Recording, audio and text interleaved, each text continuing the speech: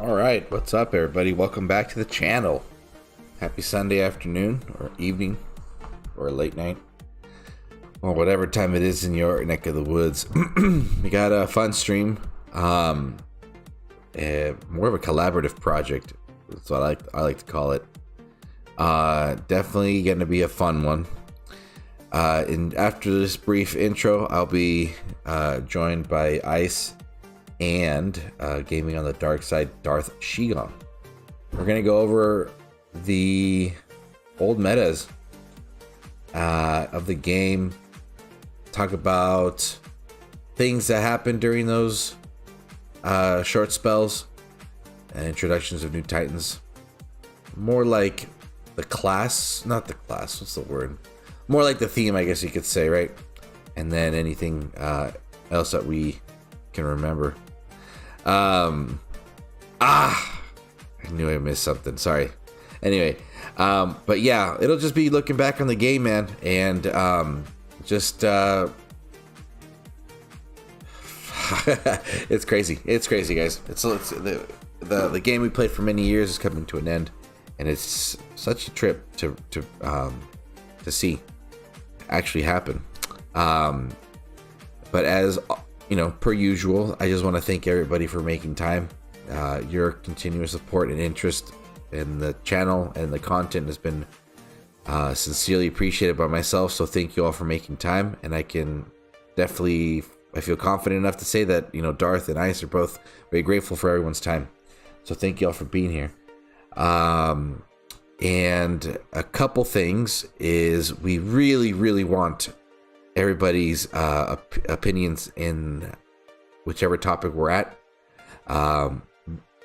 We haven't gathered every single detail, and we will miss a few things, and that's where we hope that the community here will chime in. And so throw in your comments into the chat, and then between our comments, we'll definitely refer to chat and see what everyone is saying.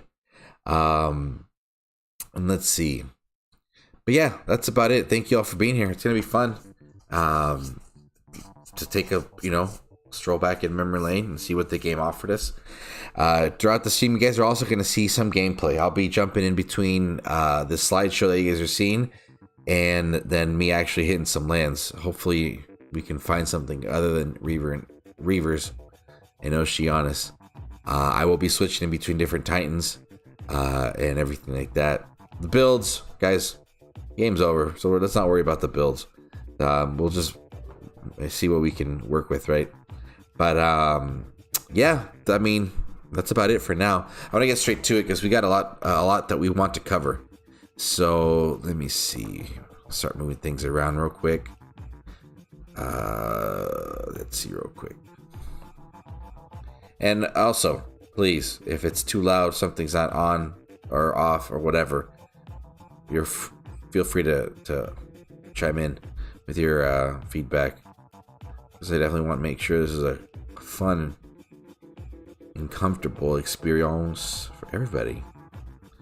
And if I'm not mistaken, that should be it. Let me see, one more thing. With me is Darth and Ice. What's up, guys? What's up, brother? How's it going? How's it going? How's it going? Of the DOT era. Yeah. No, dude, craziness. Yeah. AR shagging. Dude, I forgot our boy Necromancer. He'll get a shout out later in the game. I came all for the No reveals. Yeah, dude. P10 era. We're not talking about Prestige yet. Yeah, we haven't. Yeah, we're way too ahead. See, yeah, how excited we are. But with us right now, let's see who's in chat. We got Nadim, welcome. We got Speakerface. Yeah, Darth and I, Imperial Ramblings. Look at that! Wow. Got Uncle Bucks, man. Finally. And then anybody else out there, thank you for stopping by. So, all right, we're gonna go way back, right? And I actually want to start off the conversation with a little bit of a roundtable sharing. And the first question I want to cover is just how the heck did you guys find the game? Darth, why don't we start off with you, buddy? How did you end up finding DOT? I'm trying to think, man. I think I came across like a YouTube video or something about it. I want to say, I can't remember whose video it was. It might have been Vintage's actually. And also I saw it and I downloaded the game and I started playing it. And I remember I got my, oh dude, I was just so frustrated trying to play because there's just so much, you know what I'm saying? There's so many little different things and all that. So I started watching more videos I looked up on YouTube, and that's when I got more into Vintage and all those guys. And I saw Vintage actually was inviting people at the time, saying, hey guys, you guys want to join a good alliance? Come join our alliance. You know, I think it was was it Events R Us at that time? I don't think Must so. have been. It might have, because I remember I joined a Stig first, a Stieg. Whatever, that's why I joined in first. Oh, nice. Yeah, so and then I moved into Events R Us because of Vintage and all that, and that was it, man. I was just in after that, just playing. Damn, right on, dude. Were you playing any other games during that time as well, or was this mainly that? I want to say this was pretty much, well, I was playing a little World of Warcraft, MMO type games and all that stuff. This was my first real, I shouldn't say my first mobile game, but I think it was the first mobile game that I actually was like spending. No, it's not my first mobile game I was spending money on, because right before I started playing this, I was playing that Star Wars Galaxy of Heroes game. Oh, yeah, for sure. I was playing that, and then somehow I came across this one. So I started doing both, but then once I started realizing this wasn't going to cost me money to be able to do certain things, like, focus on this one. Those freaking weekend events got costly after a while. Oh, yeah, definitely. They were cheap at first, man. They were cheap. They were. I remember that for sure. 10, 11,000 souls is all you needed to finish. I was like, this is awesome. Yeah, for sure. Ice, what about you? How'd you find the game? You know, I was a retired gamer, and once I had kids and started to adult, I put gaming down, and so I'd play like once a year at Christmas. And then I got the old vasectomy. And so the doc said, you can sit on the couch for at least a week. I was like, what, watch movies? He's like, watch movies and play video games. I was like, video games? Like, gosh, I don't play anymore. And so I literally looked up strategy and downloaded Dawn of Titans, and then fell down the rabbit hole with one of old Zaylon's videos. And the rest is history. There you go. Right on, dude. That's a nice. How about you, sir? Dude, okay. So I can't remember honestly, because I thought I had found it through YouTube, but I think because I was looking back at my first achievement to see how far back the game early I was playing it, and it went back as far as January of 2017, and I remember that we were out of the country and had celebrated New Year's in Mexico with my girlfriend's family. So I do remember being out of the country and playing the game and just rage quitting twice, because I was just like, this is pretty hard. And I was like over it, dude. So that's how I found it. I found it on a mobile app recommendation, because you know how they always try to stir up ways to get you to download other games. The other game I was playing had a similar, what I would say, introduction to me when it came to mobile gaming, because I felt like mobile gaming was super boring. But what really caught my eye was just being able to manage so much at once. I liked it. You know, I didn't just send my troops and just wait for a result. And which was that one other game, what was it called, that had gone crazy in like 2015, 2016, which was a Game of War or something. It had that Spartan guy in the image. But anyway, the point being was that, yeah, I found it through in-app recommendation. And the game was just obviously weeks old when I had downloaded it, because I think it was global launch was in December of 2016. So yeah, it was pretty sick. I liked it and enjoyed it, and that's how I found out about it. And that was it. After that, it was just, yeah, that was it. Nice. Yeah, and then after that, now years later, look at us. Now I'm streaming for it. Everybody else in chat, your Look turn at too. So us. throw your stories in there. We are gonna be going back and forth in between reading comments and stuff. So everybody out there, feel free to throw your brief story in there. I got Speakerface already with one. He says he's bored at work and was just looking through App Store for a game and saw DOT. Never stopped playing from that day. Before that, it was just Assassin's Creed games. Oh, Assassin's Creed was a good series. I really enjoyed it. It was a great. I think after Black Flag, I stopped playing. Everything else before that was really good. But yeah, right on. Okay, well that's a cool way to start. Now, so throughout the rest of the remainder of this stream, we're gonna go over the different metas, and in between, we'll also go over other things that, like I mentioned in the intro, other things that were introduced, community-based things, or actually stuff from outside of the game as well too.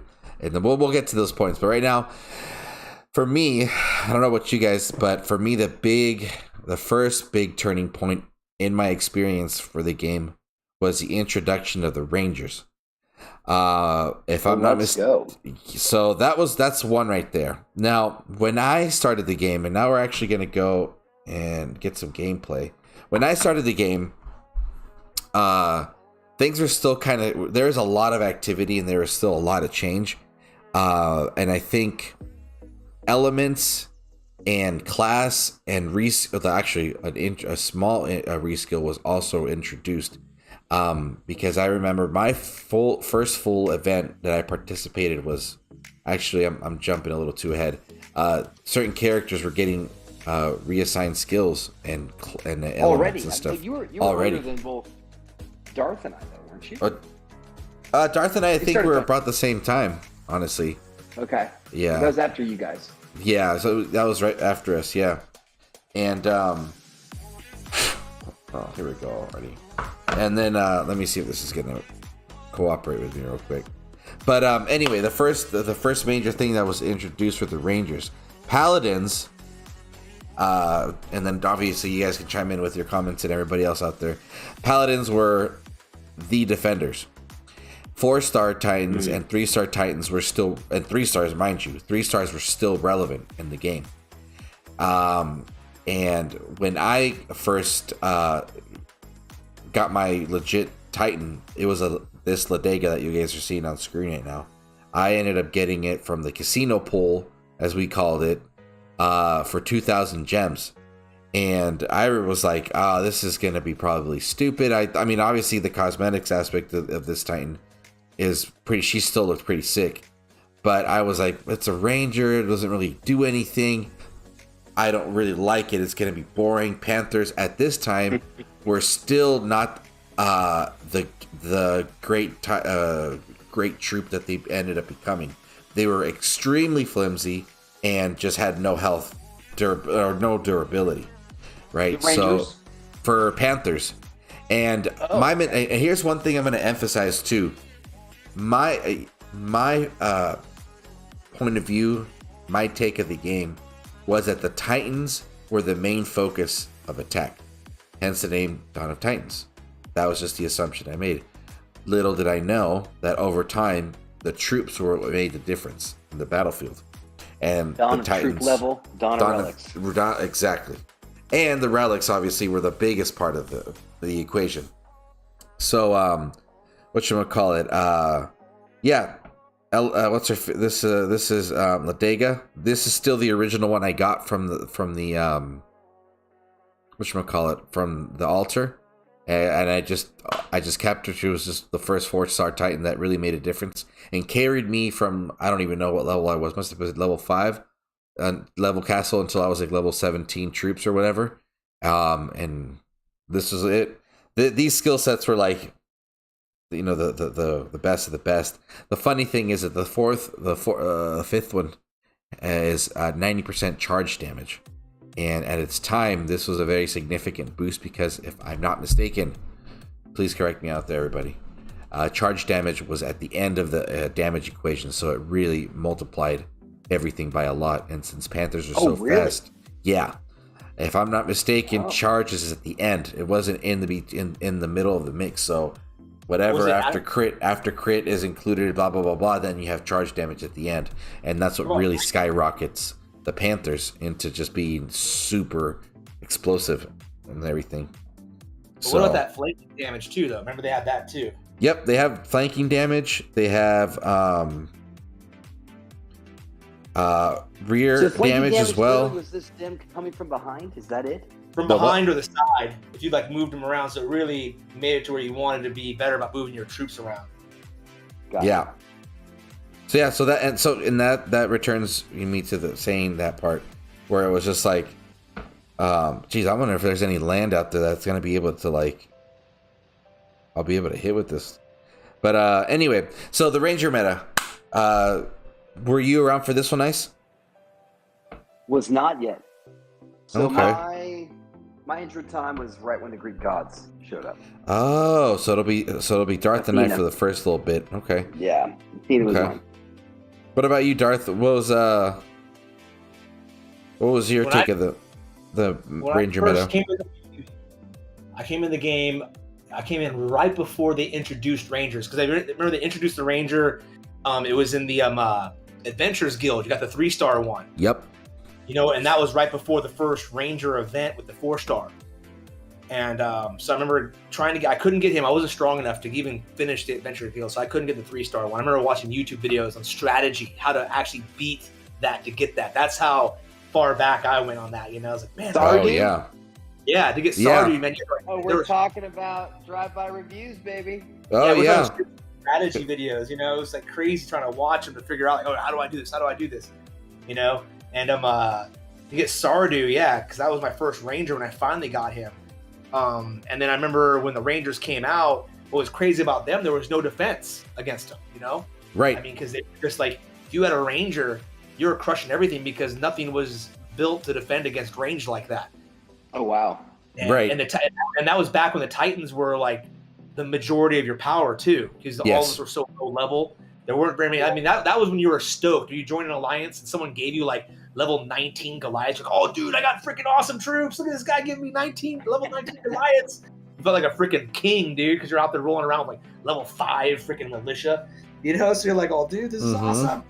So yeah, so when you had a Titan like that, man, it was just decimating everything. Wow. Absolutely. That's awesome. Yeah. I remember there's I'm sure there's videos out there still, unless it's been taken down, but level 3 Sardus taking down like the it was Freya who was like the main defender. And if you got, now here's the other thing, skills weren't fixed yet. There was still a big random pool of skills. So Okay. if there is Freya's out there with triple health, and those are the ones that will just time everybody out. So so that was the rarity right there, and that was just the unique part of the game at its time, where you would have this monstrous health pool, and the Titan was just taking all the beating and just wasting time. Here comes Let's the just Rangers talk like, Sardu real quick. uh-huh. Talk about a freaking, super awesome looking Titan early on. Like Oh, he yeah. was so bad. How he would walk, how he would move, like that was the pinnacle Titan. At least I wanted. When I first got him, oh man, dude, freaked out. Yeah, and see, that was a cool thing too, where it was either Sardu or it was that you had your starting points with the 3 stars, right? You had Sardu, you had Logu, and then you had that one Earth Titan one. I can't remember his name. So there was like a selection of where you started, So I wish they would have done more with the Adventure Guild like that, like how they introduced the Rangers through the Adventures Guild. With Sardu, Yes. they could have done that with a lot of stuff, like just for your account only. Like, hey, if you want to unlock this, go through the Adventures Guild and you kind of get it. You know what I'm saying? That would have made it fun. Oh, so Right. rad. right, I agree. I think that was that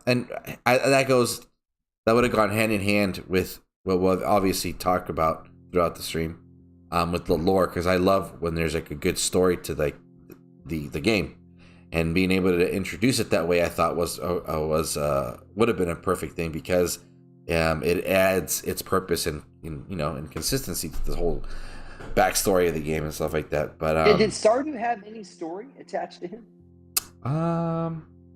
Yeah. Push him. It was more the Rangers period had a story attached to them. When you're going through the whole Adventures Guild, each level of the Adventures Guild, it was more and more stories you're chasing down like this mysterious Titan, and they were saying, "Oh man, he's like throwing out like projectiles at you bigger than a ballista, imagine like a siege engine that people would have, and they're throwing out these big arrows, like this thing rivals that. We don't know what it is. You're like chasing it down to the very end. You finally find out it's this Ranger Titan. Yeah. So rad. Yeah, it was fun. It was super fun. And that was it. Oh, and I remember Tolland was a big guy. However, now Tolland. Here's the other thing too. When it came to classic Dawn of Titans hiccups, the big event Wait, come on. You mean there was things wrong with this game? Oh, let me tell you, we're gonna go back. Really? So in this one, they introduced. I don't know if it was. I would say introduced because I just felt like that was so purposeful of a mistake. But Champ Dog. Do you guys remember that one? Yeah. Champ Jar Dog, right? Yeah. Champ, dude. You remember? Well, so why don't you tell the people, Darth, about Champ Dog? Well, that was there. Well, there was an error, right? They made a mistake, I can't remember what they were doing. They were trying to do something, and he had a champion skill sets rather than a ranger skill set. And see, champions. This is back when each class. Oh, that's why it was called Champ Jar Dog. Yeah, because each class had its strengths, right? So like a paladin, they would obviously buff themselves and they had all their defense stuff towards themselves, where a guardian would make your troops like more resistance against stuff. And champions were like this middle of the road guy. They basically had defensive and offensive self-buffing skills. They didn't buff the troops like the berserkers do, right? So Jarl Dog got champion skills instead of regular ranger skills, so he was buffing the crap out of himself. So you got a champ dog that didn't have defensive skills but had offensive skills like extra damage, armor piercing, all that kind of stuff, dude. It turned him into such a freaking monster. Yeah. Monster of a ranger. I mean, he was and no one had earth defense because earth sucked, right? All you had were Goliaths. There's no earth spell. It's not like that. That's one thing I was always rubbing me. There's no earthquake spell or something like that. There's never any earth-based spells. So that's when you still had to kind of choose. You didn't have all like defense against everything, right? You had to be really choosy on what you defended your castle against. So in earth and lightning were two, whatever, we're not really there was no one coming at us with earth and lightning. So that left you wide open. And this guy's rolling in there, dude, with earth damage, just decimating you. Yeah. So That's the thing crazy. is, then there's like the base stats obviously for each Titan because of their class, right? So damage for a ranger is pretty high. And obviously in order to find some sort of balance, their perks are to, focus on the troops. And so like he was saying, you have like the base stats of a ranger. Obviously their rate of fire isn't as high, but they do a lot of damage. And then you add a lot of crit. And then there's armor piercing and stuff like that. It was just taking out paladins like crazy. So that's wild. I remember that one being around for a long time and people just again plowing through defenses and stuff like that and just going nuts, dude. Bro, it was an interesting first take of what was to come in the game. You know what I mean? Let me see. What's up with chat real quick? Another thing too, early on, this is a funny one. Imperial Ramblings and saying back when you had to repair your 4-star relics, that was rough. Oh, that's right. Yeah. So your relics, regardless of what rarity they were, had an X amount of turns, and then they were just broken, and then you had to repair them. That we'll go into some more detail, but later on in the game's history, obviously that got, which I call fixed, which was definitely What a freaking fixed. jacked up mechanic, though. Right? Yeah, that didn't last very long, For the game. which was great. Because I think after that, they introduced it, or they switched it over to a chance thing, where you could either put in, I think, 4 relics and then have an X amount of percent chance for it to level up. So that was around for a little while until, I did that. That's right. I remember that. I remember that one. I was in that meta. Yeah, so the from what I remember, you would always use a 1-star to get that small percent chance to unlock the second skill at level 2, and you were better off doing that instead of trying to use a bunch of 4 relics and stuff. Because here's the thing, for those who don't remember or don't know, in the early stages of the game, I'm just throwing this out there because it'll be later that we'll discuss it. XP bottles didn't exist. Titan drops after battle victories was like close to 0%, and 4-star drops and stuff were really low at the time. So you were always getting 1 and 2 stars all the time. And obviously over time that thing got changed. So we'll get lame. to that point, but it was crazy. lame. It was so crazy. But yeah, I'm glad that was taken care of. Yeah. Speaker face Talk about says. relic drops real quick. I have a question. Yeah. Go ahead with chat. Oh yeah, here we go. Cormac 3-star was also a first major Titan for a lot of people. 3-star. I remember that one was a gift in the story mode. After a while, then the story mode just turned into a bunch of Titan tokens and stuff like that, which is pretty cool. Imperial Ramblings, their 1-star was Ulrich, and oh yeah, there we go. House is asking if we're promoting this new game. We're actually promoting it. And if you, there's a new game. It's dropping. It's not in the App Store yet. It should be coming soon. Yep.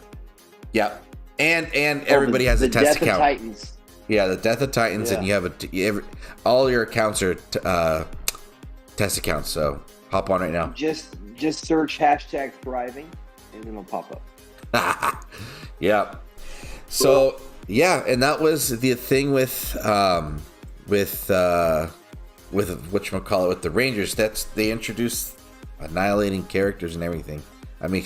Titans, but it was fun. But now we're gonna transition into the next meta, which was actually I have one more question, real quick. Yeah. Go for it. Relic drops. What was the one relic out of the regular relic drops that you wanted the most that you finally got? At any point in the game? Yeah, but it had to be a relic that dropped. The one that comes to mind is the 4-star whetstone. Me too. Yeah.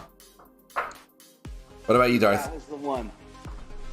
Trying to think, what one relic that I really want for a while? Oh, well, it wasn't until the 5 stars came out, man, and all that, and I really wanted the daggers for the. I'm trying to the name of the shadow, not the shadow dancers. How are they called? The 5-star for the Night Whisper. Not Night Whisper. Is it Night Whispers? No. I think it is Night Whisper. For infiltrators. Trickster's Blades. Yeah, I want to say it's Night Whisper because I wanted it for my Zabava, right? And all that. Trickster's Blades. Trickster's Blades. Trickster's Blades. That's what it was. Yeah. Trickster's Blades. Yeah, baby. The Loki ones. Really wanted those. I really wanted the Trickster's Blades. Oh. All that, right? It was one of those ones. Obviously that's not a drop. It's not this. But I just was so reluctant to want to spend any divine gems because the chance of getting it. You know what I'm saying? Right. Yeah. Not being able to choose your 5 stars was so freaking stressful. Okay. Yeah. Well, that's something that we definitely have to acknowledge right now is the luxury of being able to choose a 5-star, and we're gonna actually get in game so that we can have a look at that real quick because, dude, no joke. Invite me to your stuff, dude.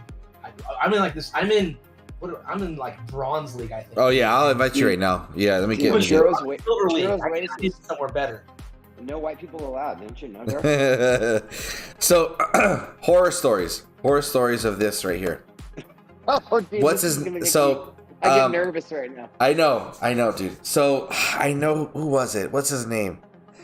Before JJ and before Darth were around, we had a very strong and loyal player, and I can't remember his name. I know everybody out there knows what I'm talking about, but he was one of the strong members of Events RS, and he would always have the post stream Attack Dog. No, not Attack Dog. post stream notes. So he would type it all up and talk and just Steel Spine. Is it Steel Spine? Steel Spine. Yeah, okay. yeah. And Steel Spine, shout out to you, dude. Would always Real punctually have those ready for us. Steel Spine. Clap it up for Steel Spine. Come on, dude. That guy made it happen. I remember whenever I missed a stream and I was like, I know I could go into line chat and it would just be shared everywhere. Like, the post, the stream notes and stuff like that. Well, I believe it was him as well who had horrible luck, and obviously being so active in the events, your chances of being able to get DGs were higher. Well, at one point there was an altar for 500 DGs. You had the pool of 4-star and 5-star relics, right? I think that dude pulled like 44 times and always got a 4-star. Not once did he get a 5-star. Are you Steel Spine? Yeah, dude, Steel Spine. That is so sad. Dude. Yeah. So, and then we had the beautiful stories where someone pulled freaking. For example, for me on my mini, I ended up getting Axes of War when it was for 500 DGs. And are you freaking kidding me, dude? Yeah, dude. I got and that turned into, I think it used to be like 5,000 or 4,000 a pop. You pulled Axes of War? Axes of War, dude. And I was just like, at that point, I was like, man, I might as well just use my mini as my main account, because Osiris was, cream of the crop at the time. Axes of War and Osiris was just insane, dude. You could even use it on defense. So it was fucking crazy. Anyway, but moving forward. You had the pool right here of different relics, and then it wasn't until the insect relics that we finally were able to pick them, and it took years. But I just can't imagine how much more success would have been in the game on a defensive level if this would have been there from the beginning. Well, I mean, here's what I never understood is, why are you pissing off your customers? Yeah, like this to me was like, it had intentional frustration built into it to make your customers mad, which is crazy to me. Yep. Like, I mean, we would all moan and complain in every stream. But my favorite 500 DG pull, my first one I ever pulled was Night Whisper, which I was super excited about. And I put it on my Sarkon, which was freaking so awesome. But I pulled this random 4-star that the first element was poison resistant. I was like, this is the crappiest relic. I've never seen it before. And it just sat in my inventory. I almost forged it a couple times. And then all of a sudden, when Zeus drops, my friend Prometheus says, and the best relic for Zeus is a relic that few have called Steadfast Stand.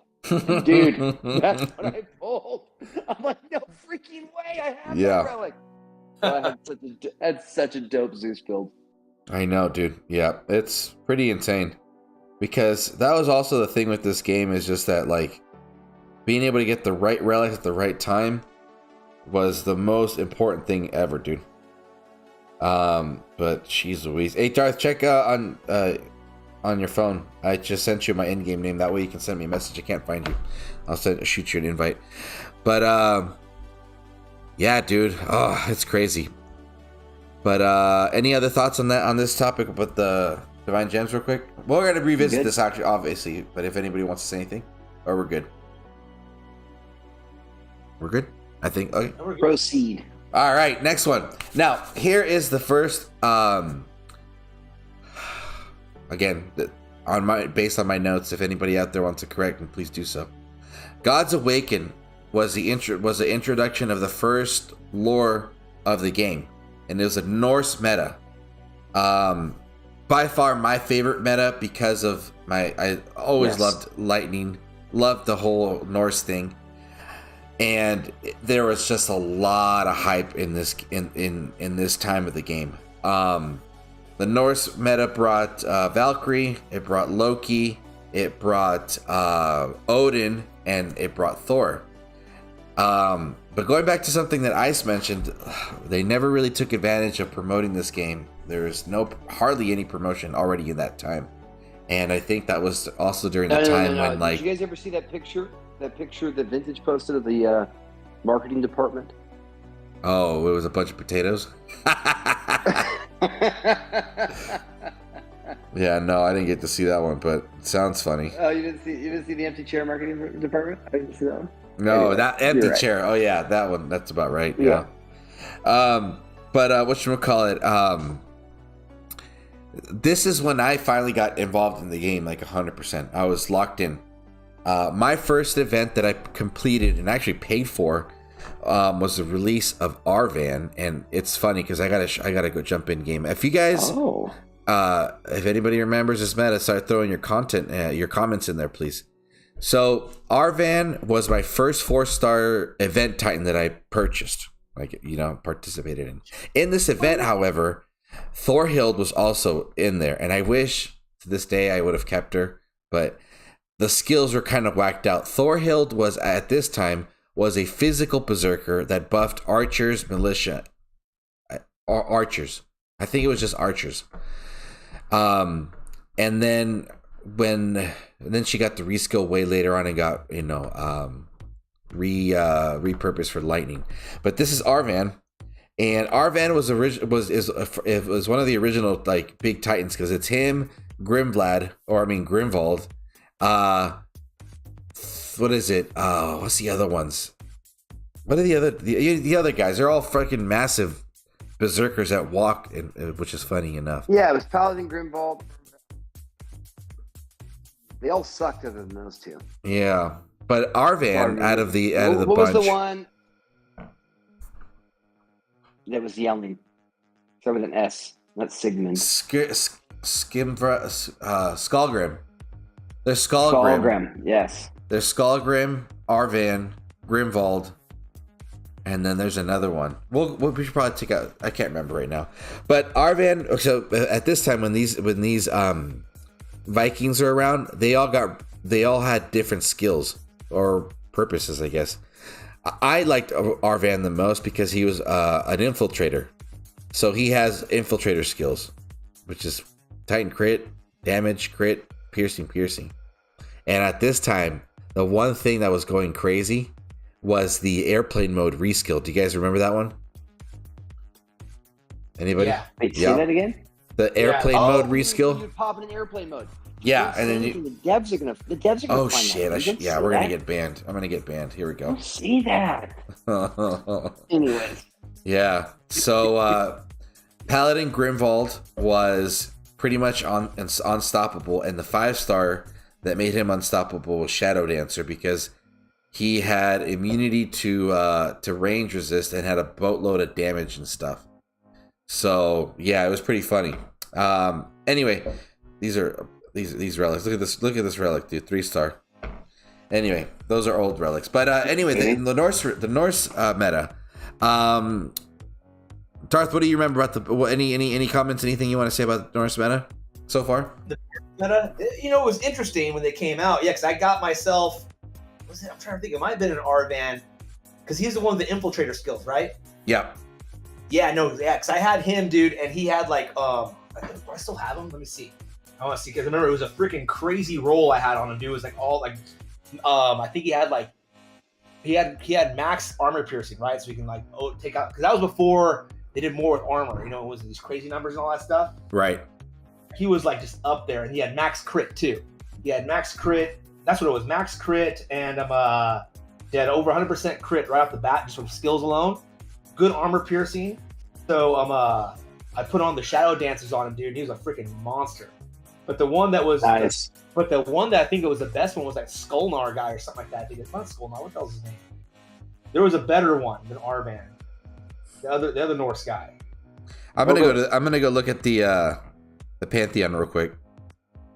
I'm gonna find that name. I know exactly which one you're talking Pantheon? about. Yeah. Skullgrim? No, Skullgrim. No, I have a different Skullgrim now. Shit, I don't have. Oh, shit, I got seriously an old school freaking Solgar. But no, it was crazy, yeah, because they were all berserkers, but they had the power source of different classes, Right. Mm. And he was the one. Oh God, man, I want to say he was the one that had the Guardian version of stuff. You're right. And so it's just insane on the troops. Here we But go. also, man, I think you're talking about Solgar.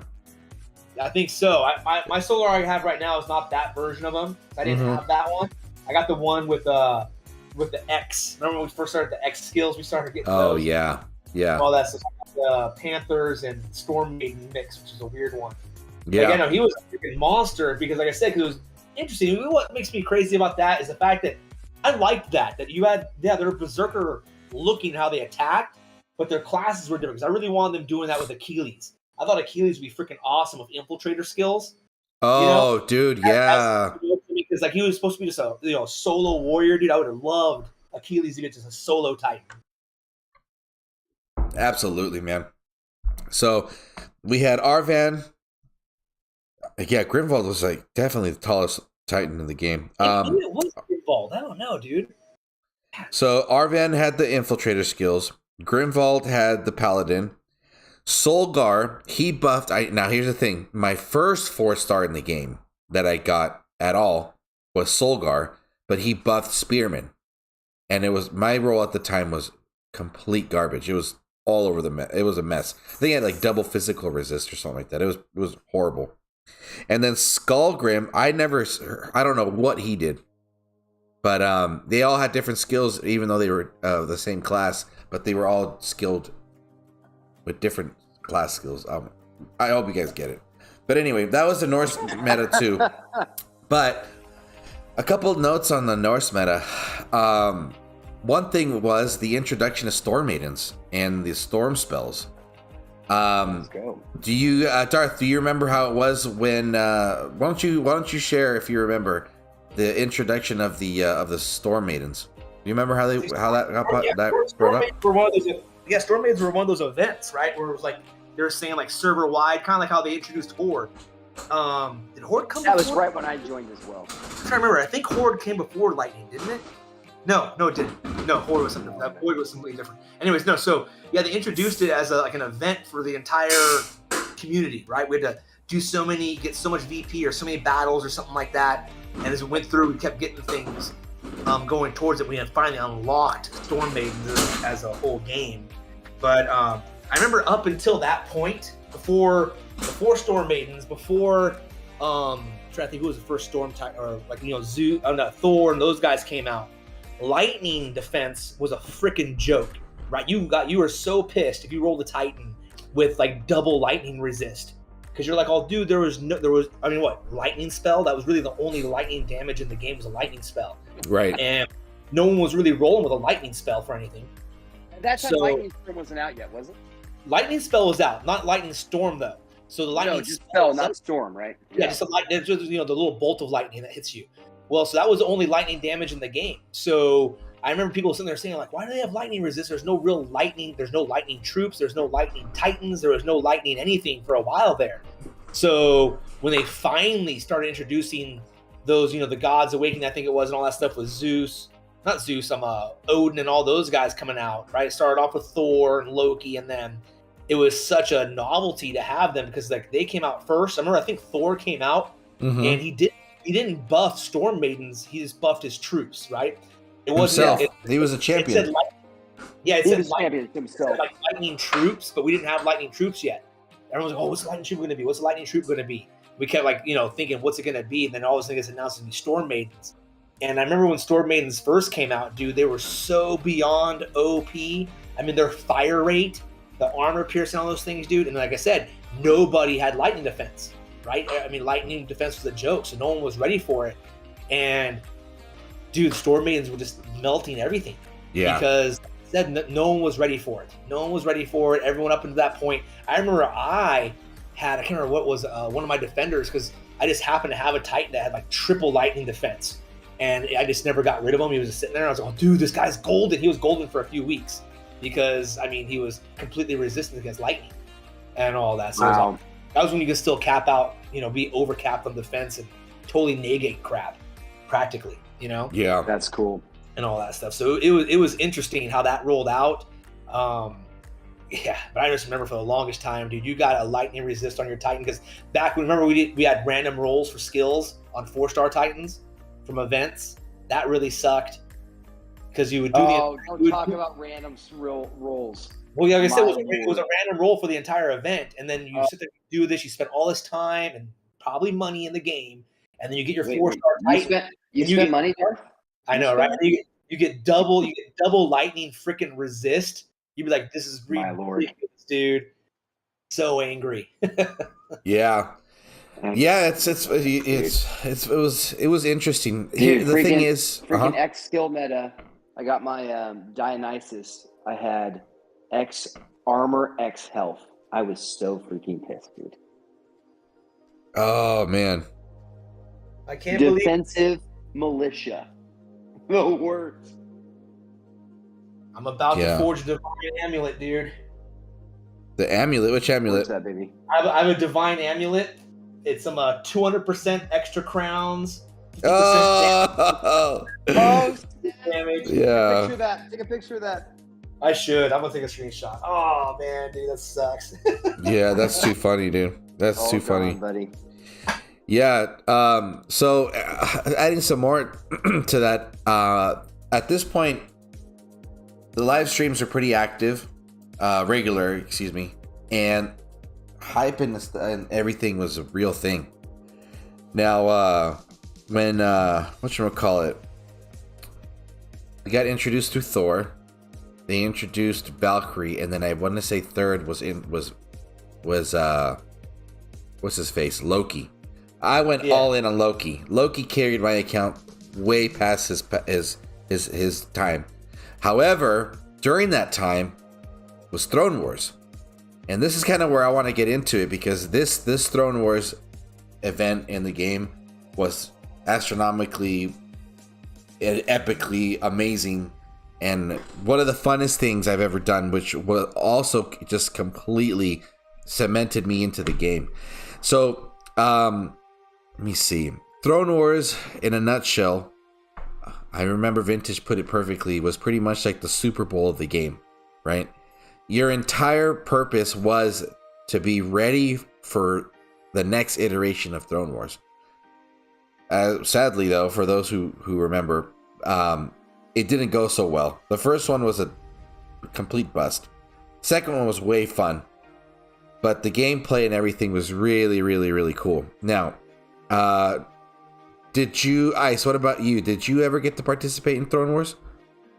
It's my greatest regret that I was not around during that whole time. Right. Super sad, dude. I mean, it's the most talked about event we've ever had, and it's such a bummer. Yeah, it was insane. I really liked the premise. I liked how it was and all that stuff. I mean, it required some serious teamwork. Yes. Now, Churro, say your theory. It obviously didn't. It's not like it didn't have its bad things. I remember the very first Throne Wars. It really sucked, because I know the second one, I think, is was it the second one? Well, they might have introduced in the first one too, because there were no lands, right? Everyone kept stole everyone's lands like within like the first couple hours, and there was no lands left. And we're waiting to refresh and all that kind of crud, and that really slowed things down, because people were just decimating everyone's lands. You just steal the land to sit there and put it up around a throne. And the chains came from that, right? Yeah. Yes. If you see chains in the game, they're still old throne anchored lands, because if you chained your land down, then someone couldn't steal it, right? That's so rad. So your land was safe from being stolen, so you anchored it. But it took a little bit of time. That's where the builders came in. And that's why having 5 builders made sense during Throne Wars, because you needed a builder to anchor your land. It wasn't instantaneous. Anchoring took no way. Yeah, that's why. Yep, anchoring took a. I can't remember how long it took to anchor a land, but I remember it took a little bit of time. And so if you had every extra builder you had, you could be anchoring more than one land. So if you had 5 builders, well, you can be anchoring 5 lands at once. Otherwise, if you only had like 1 or 2 builders, dude, and people were trying to steal your lands and all that stuff, you needed to make sure they got anchored before they got unbubbled. Wow. Yeah.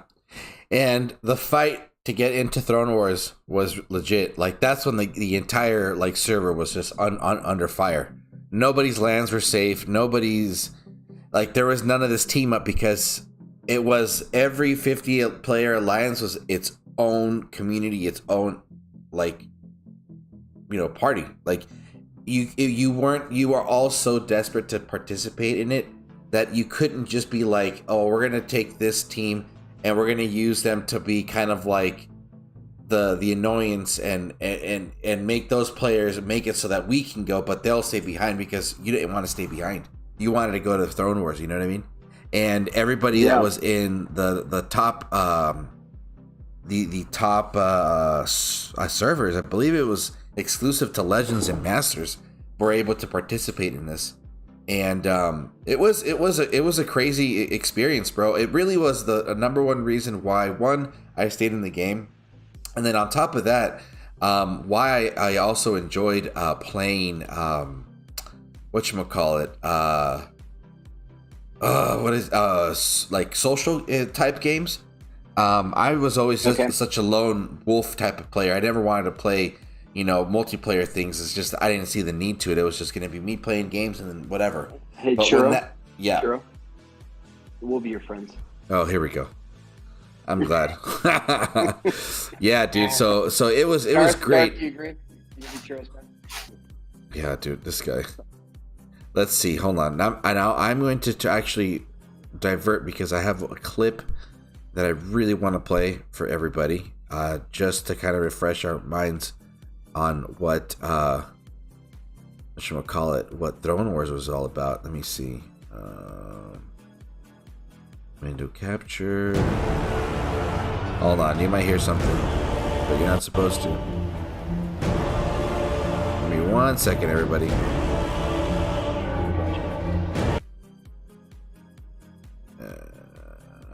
Hold on. This thing needs to work. Be a little bit more cooperative. Come on.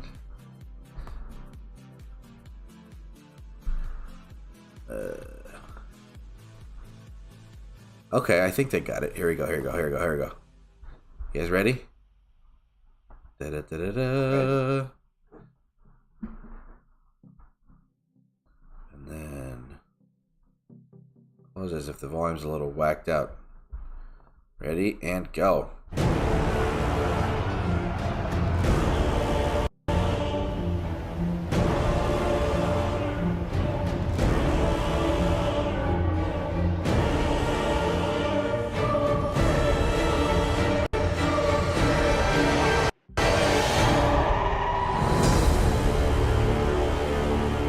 Woo!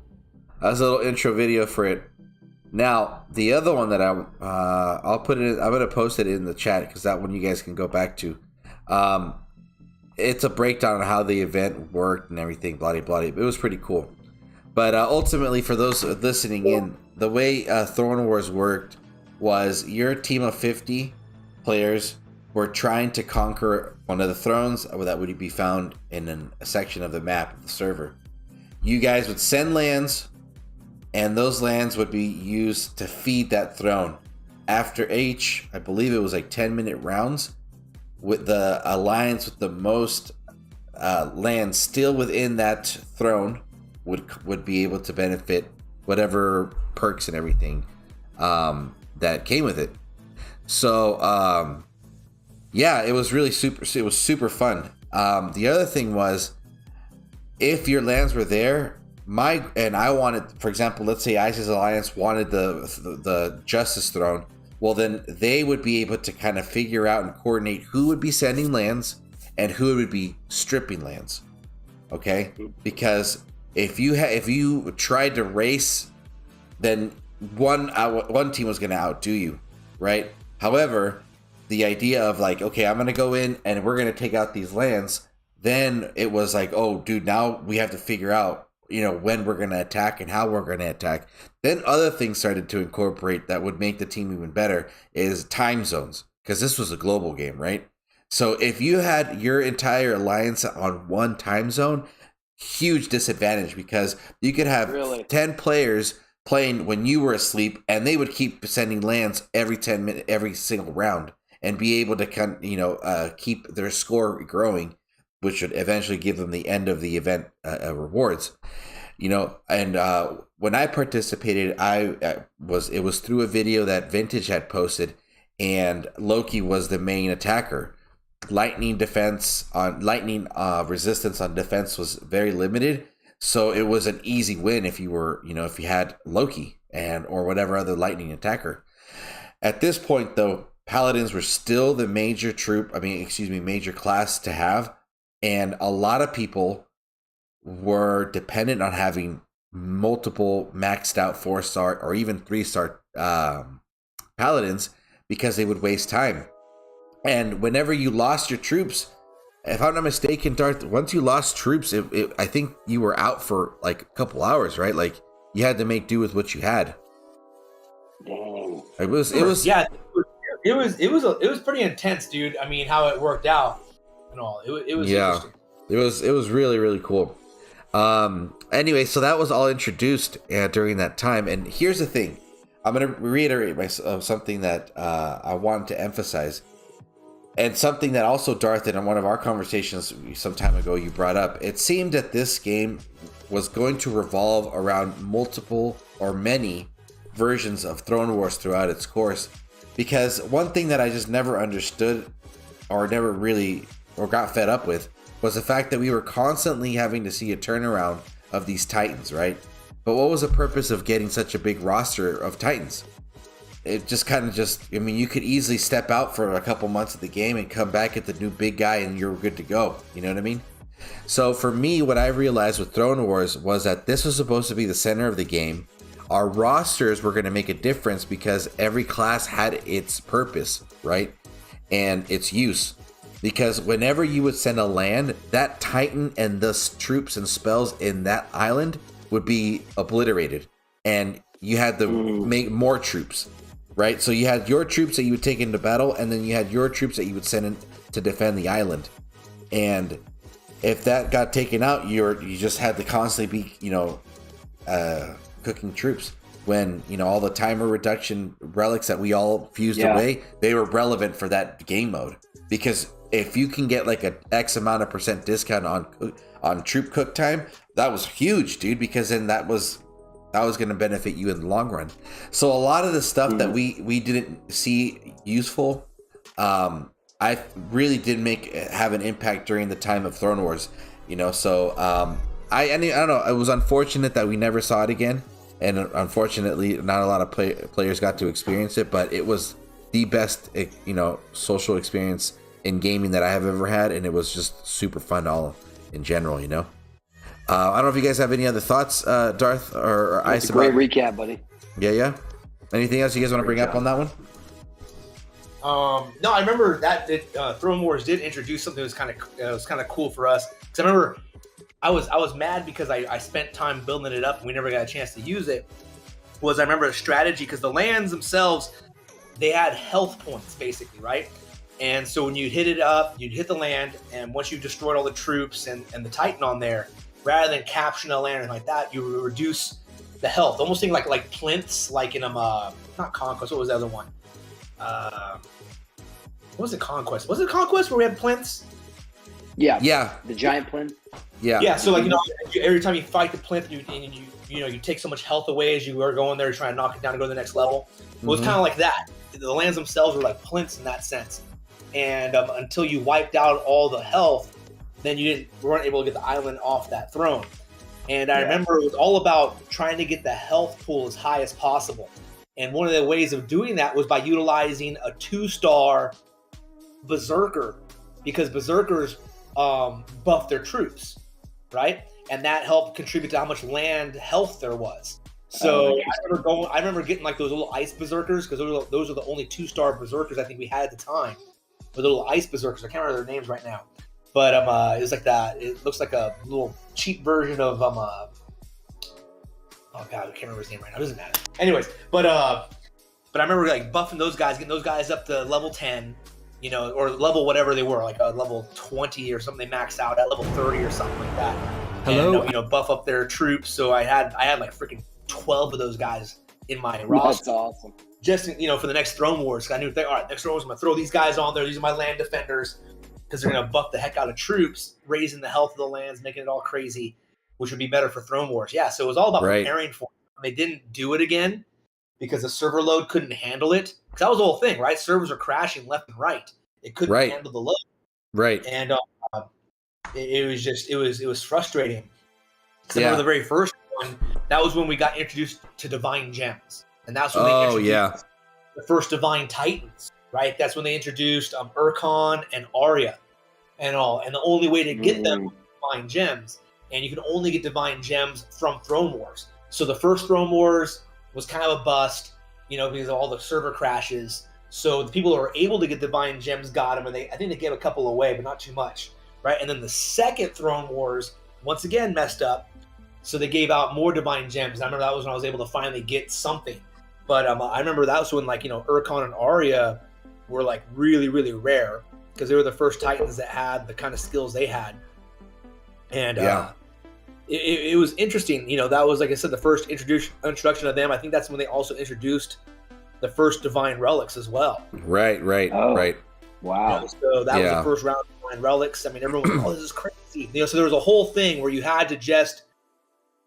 just had to play that game mode in order to be able to get that level of equipment and those level of Titans, which I liked. I mean, because it had that exclusivity to it. It made, hey, let's play this. So we're able to get that.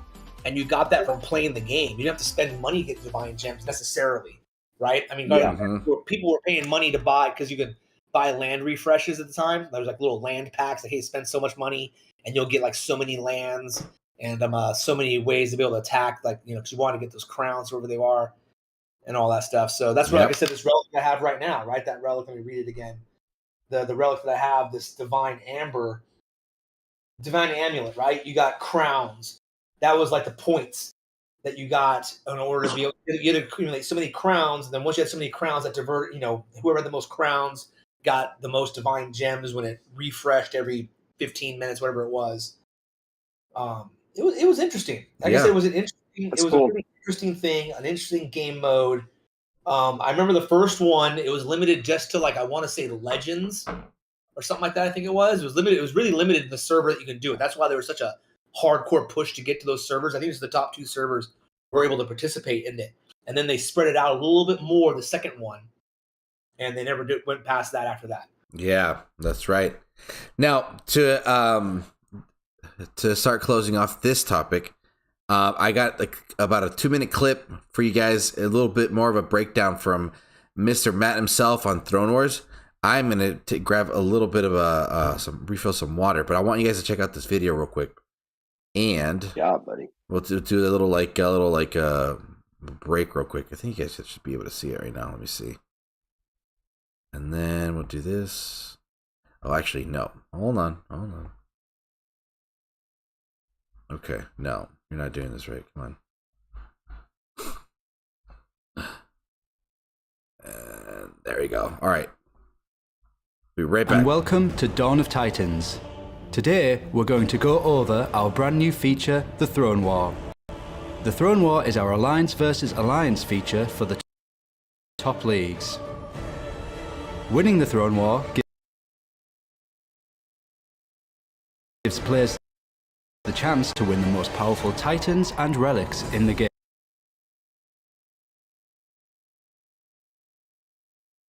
game.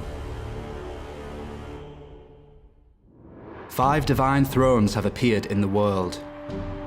The throne of life, wealth, justice, war, and death.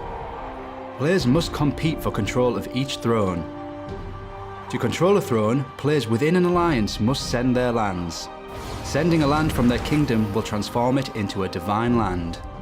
Coordinate with your alliance and decide which thrones to send divine lands to. Sending lands will grant crowns. The alliance that earns the most crowns during the Throne War wins. There are 3 ways to earn crowns. Number 1, you can earn up to 1,000 crowns every 10 minutes by having the most lands around a throne. Number 2, you gain 100 crowns for every land you send to a throne. Number 3, any attack on an enemy divine land will earn 10 crowns. Attacking enemy divine lands is vital to stop your opponents from progressing to victory. Divine lands have health. It is vital to have strongly defended divine lands. Greater defenses will grant more health. Divine lands can lose health by being attacked. They will also lose 100 health every 10 minutes when the thrones award crowns. Divine gems are awarded at the end of the event. The higher your alliance position, the more divine gems awarded. Divine gems are also awarded within the milestone rewards. Divine gems can only be used in the Divine Shop. You have the chance of winning the most powerful titans with a unique skill. You can also win 5-star relics. These relics not only have amazing stats, but also change the titan's weapon. The winner in each league will also receive marks of honor for a limited time. Winning Alliance members' garrisons in the world will turn gold. Their Alliance totem will be replaced with one of the thrones. The Alliance leader will be able to award knighthoods to Alliance members and other players in their world. These knighthoods can be extremely powerful, boosting the power of troops, titans, and production. Other knighthoods can be handed to enemies to remind them not to mess with your alliance. Thanks for watching our overview of the Throne War. This is your chance to work with your alliance and prove to everyone else who's the greatest. Thanks for watching, and see you on the battlefield.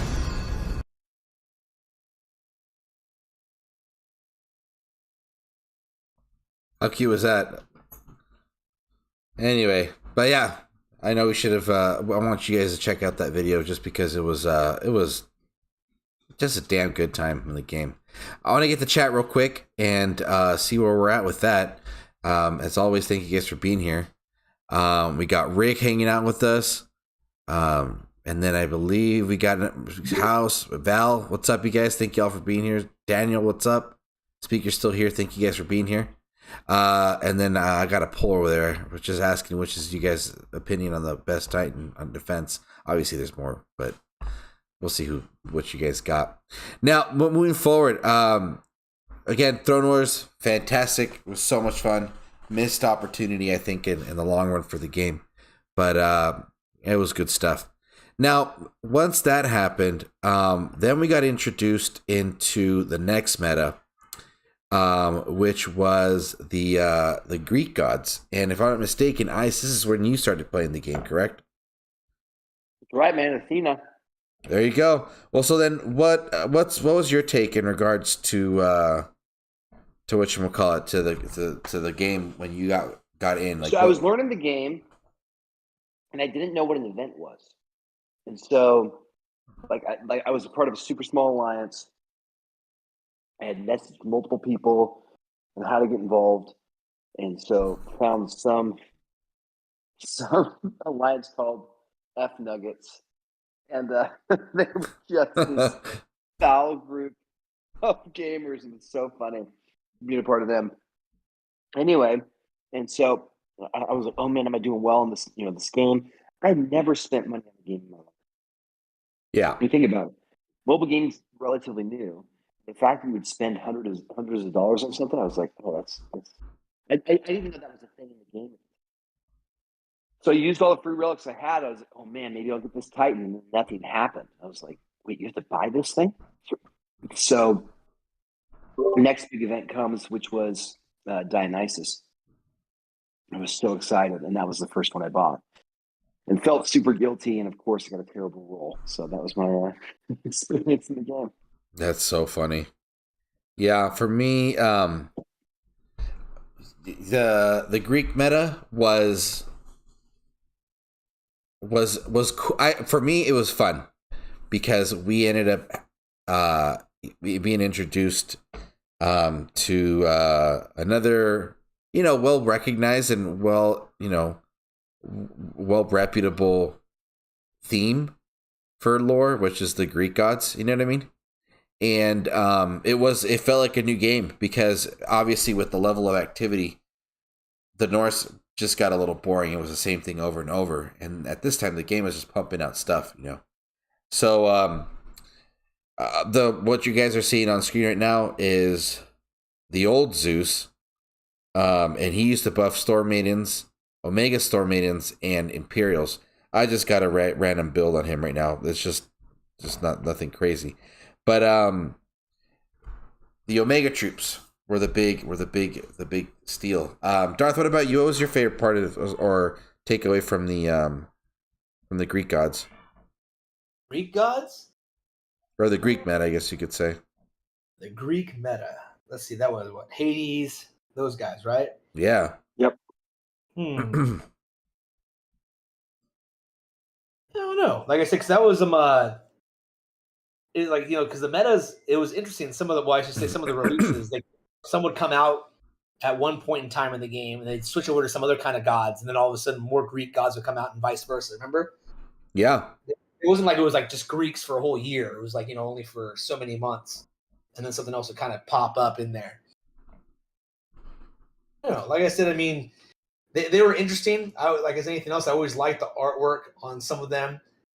I just wish, you're always looking at like, oh man, do they have to be a berserker or this or that? They get pigeonholed into their little area sometimes. We do have to mention the most controversial time of the Greek meta.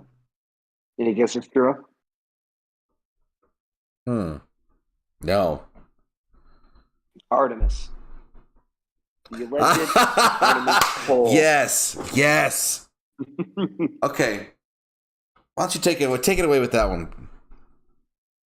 Well, I was new to the game. I just know this kept coming up as the main reference point because we created petitions all around Artemis. Right. So, okay. So Artemis was the introduction of the Omega troops, and for those watching, if you guys remember, Omega troops are a spell, and you could place them anywhere on the map. That was a huge advantage, right? Artemis pops out of nowhere, and she is enhancing the Panthers. By this time, the Panthers are a really good troop. They're fast. They can deal a lot of damage. They have a big amount of crit and armor piercing, but they're fast. So speed people that were grinding events use Panthers all the time at this point, and maidens. But anyway, Artemis separately buffed the regular Panthers and the Omegas. So there was very class specific, troop specific, Omega specific relics that stats didn't apply or for both. However, that didn't settle very well for some people, some leaders in the community, because then Artemis got reintroduced, and the second version of her buffed both regular Panthers that you can make and the Omegas. And the old one did not get that retroactive enhancement skill. So people lost their shit and started saying they need petitions and people need to get refunded, and Natural Motion or Dawn of Titans or whatever pretty much just took a big old poop on everybody and made you buy another Titan. Said F you. Yeah, fuck you guys. We're going to take your money, and guess what? Everybody signed the petition, probably bought her again, and still bitched about it. So that was unfortunately the introduction of how much abuse we were going to be able to take. And then it just kept coming, dude. Dude, we gotta get to that. We gotta make sure we get that hashtag stand up, dude. That one's. Are we almost there, dude? We're almost there because things are going to start speeding up. Stand up, baby. Stand up. Now, all right. Here's the thing. During the time of the Greek gods, we had one small iteration of this thing called Trials of Power. Not going to go into too much detail, but I thought that was something super fun. Awesome. Okay? I thought it was super fun, and the purpose of that event was pretty much what Assault turned into. It would be your Titan and your troops going into different waves or rounds, and the further you got, the more rewards. But the trick was whatever damage your troops took carried over, and you pretty much went from a big army to almost nothing, and when everything was out, you lost. So Trials of Power was super fun. I loved it, and that's when Urkon got introduced, and whoever got Urkon was pretty much the big Urkor. Yes, Urkor. Nasty looking pig fucker looking thing, and he had one X skill for Grenadiers, and the rest were generic champion skills. And if you got hit by it or by that guy, that Titan, well, that was the only person who had it at the time. It was like bragging rights. It was pretty cool. But on top of that, Relic Forging update. we finally got that change where you could upgrade your relics based on relic forging. So that was huge. That was a huge change. And well, I don't know for you guys. I don't know how what you guys thought, but I thought that was a game changer. That was one of the most necessary changes they made. Yeah. Was that before or after they also changed it to where when you level a Titan, you automatically got the skills as opposed to where it was a random roll? Remember that? That's a good question. Well, yeah, because for a while there, when you level your Titan up, right, and you'd be fusing other Titans into it, you have a chance to unlock a skill box or a one of their or a relic slot. So I remember I had some really low level Titans that had all their stuff unlocked early. I happened to get lucky rolls. And I had really high level Titans that had next to nothing unlocked because the freaking rolls I kept getting sucked. Yeah. So I think that was around the same time. I couldn't find. I was gonna bring that up. I couldn't find anything on that, but I remember it was on one of their live streams because, like you're saying, you could have like a Sardu where all of its or any Titan where all of their skills were unlocked, but they could only have 2 relics on. Or the other way around, where they would have like 1 skill, but they had more. You had all their relic slots open, and it was just a really messed up system. And then it turned into every 10 levels or 11 levels or whatever, they would unlock the next skill. So when that change happened, obviously that was much more organized, and it was way better, I think. But yeah, dude. So the relic forging thing was a huge thing. So there, but the Greek, I did find a lot of stuff. So during the Greek thing, we also had the game's, what I think, one of the game's best Titan, and both for her first and second introduction, and that's Hell. Hell, when she was introduced, was just phenomenal. Fastest Titan on the playing field, dealt damage, but freaking Hell was so great, dude. Yeah. And phenomenal. And we'll get back to her later too. Buffed Storm Maidens and Militia. And I think the funniest thing was we realized how important it was to always have everything equally leveled, because you never knew, unfortunately, how the next meta Titan was going to enhance a troop. You know what I mean? So it was, I used to see, bunch of Hells out there, and people would go with Hell and all Militia because they were so easy to produce, and they were dealing a boatload of damage because they were fast, and Hell was obviously wreaking havoc with them. Another thing that happened during the Greek meta was Conquest. Conquest, I thought, was Hero's favorite. Yeah, I absolutely love Conquest. Conquest had a huge impact in the game. Battle drops. Yeah, the triple battle drops. Everybody was able to get their things ready. So, Lubu, if I'm not, I was the first Titan reward for Conquest, a Lightning Champion, and how Conquest was introduced was kind of substituting the regular event for the weekend, because it was Friday, Saturday, Sunday. And you could grind the event almost for free, but obviously you could still pay and get it done quicker. And they would introduce grind, right? Absolutely. Out of all the events. Well, it was the most rewarding because it was worth grinding that much time. You know how much you were able to get done. Yeah. But everybody out there in chat too, Darth or Ice, whichever. What were your impressions of Conquest at the end now, after seeing many iterations? What were your thoughts? Darth, what about you, buddy? I remember when it first came out, I was super excited because up until that point, I really wasn't a war guy at all, right? Or even really doing too much attack. The only time I did attacks was, for events. I just played the events. That's why I joined Events R Us. I was just more an event guy. I'm going to do the events, grind out the events. So Conquest was right up my alley because I was already a grinder to begin with, right? I'd grind out thousands of battles a weekend for an event. So now that all of a sudden we had an event where I could grind out thousands of battles and get triple battle drops to be able to level up all my Titans and Relics. That was one of the things, right? To level up Titans and Relics was a pain in the butt. You get all this stuff, but you needed forging food. So whenever Conquest came, man, it was like, oh, dude, Conquest is coming up. Make sure you guys have space in your inventory because it sucks having to sit there and forging all that stuff when your inventory's ran out of space. Make sure you guys are ready to go. So then you sit there, you get all your your red gems, so you're able to do lots of attacks, and you just get to work, dude. And get tons of forging food for Titans and Relics. Get kind of caught up.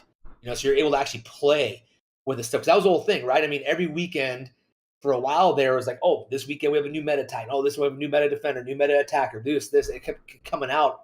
The pace was relentless. And so being able to stay caught up with the relics you were getting was a pain in the butt. So Conquest was always a nice event. I really liked it for that. Yeah. I think the first one, when you finally reached Plinth 10 and it was kind of Lubu's domain, that was so cool, dude.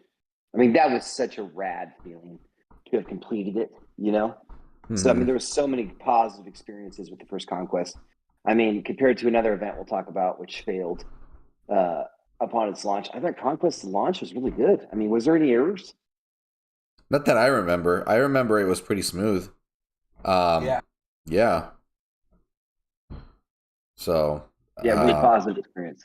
Yeah. I think for them, a lot of it was just like, were enough of those stones dropping for some people. They felt like the rate wasn't quite there for some. But it was that's right. One of the luck of the draw type things. And also though, at the time, that you could also get like the freaking, what was it? Like people didn't want like troops and spells. There was some other crap that come, I don't know what it was. It would just some of the stuff you would get was just annoying, like, oh, I don't need all this crap. I just want relics. I just want, just Titans. I don't need spells or troops and all this other stuff dropping because it would fill you up too quickly. And then you have to sit there and burn troops and stuff too. Yeah. Because like remember you get to a certain point in your inventory, you can't fill up anymore, and then you're stuck with all those things. So then you have to sit there and like eliminate them just so you can like and that was before we had the easy delete with the X. Oh exactly, yeah. Yeah, there's a lot of extra steps just to keep clearing your inventory. Yeah.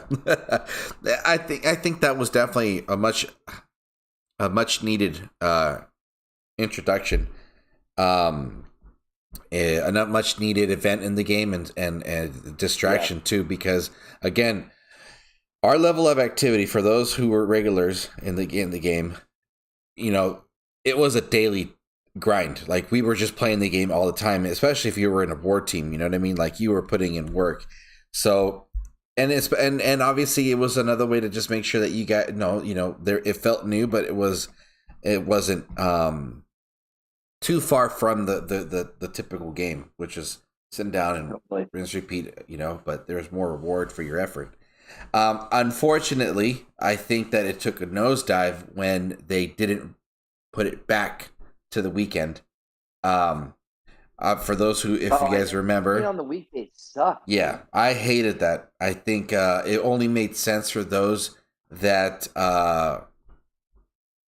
whatchamacallit, that it only made sense during the pandemic. That's when it was changed. I think it made sense to have something like that during the time that you had off, and it worked. But once life went back to, I guess, quote unquote normal after the first shutdown, it should have been put back on the weekend, because then everybody was just like out getting back to work, probably having to make back the money that they ended up either losing through savings. Totally. Because unfortunately, life stopped, but bills didn't. So, yeah, dude. So I think that's when it was unfortunate, because I always looked forward to it, especially when and they kept down the rewards.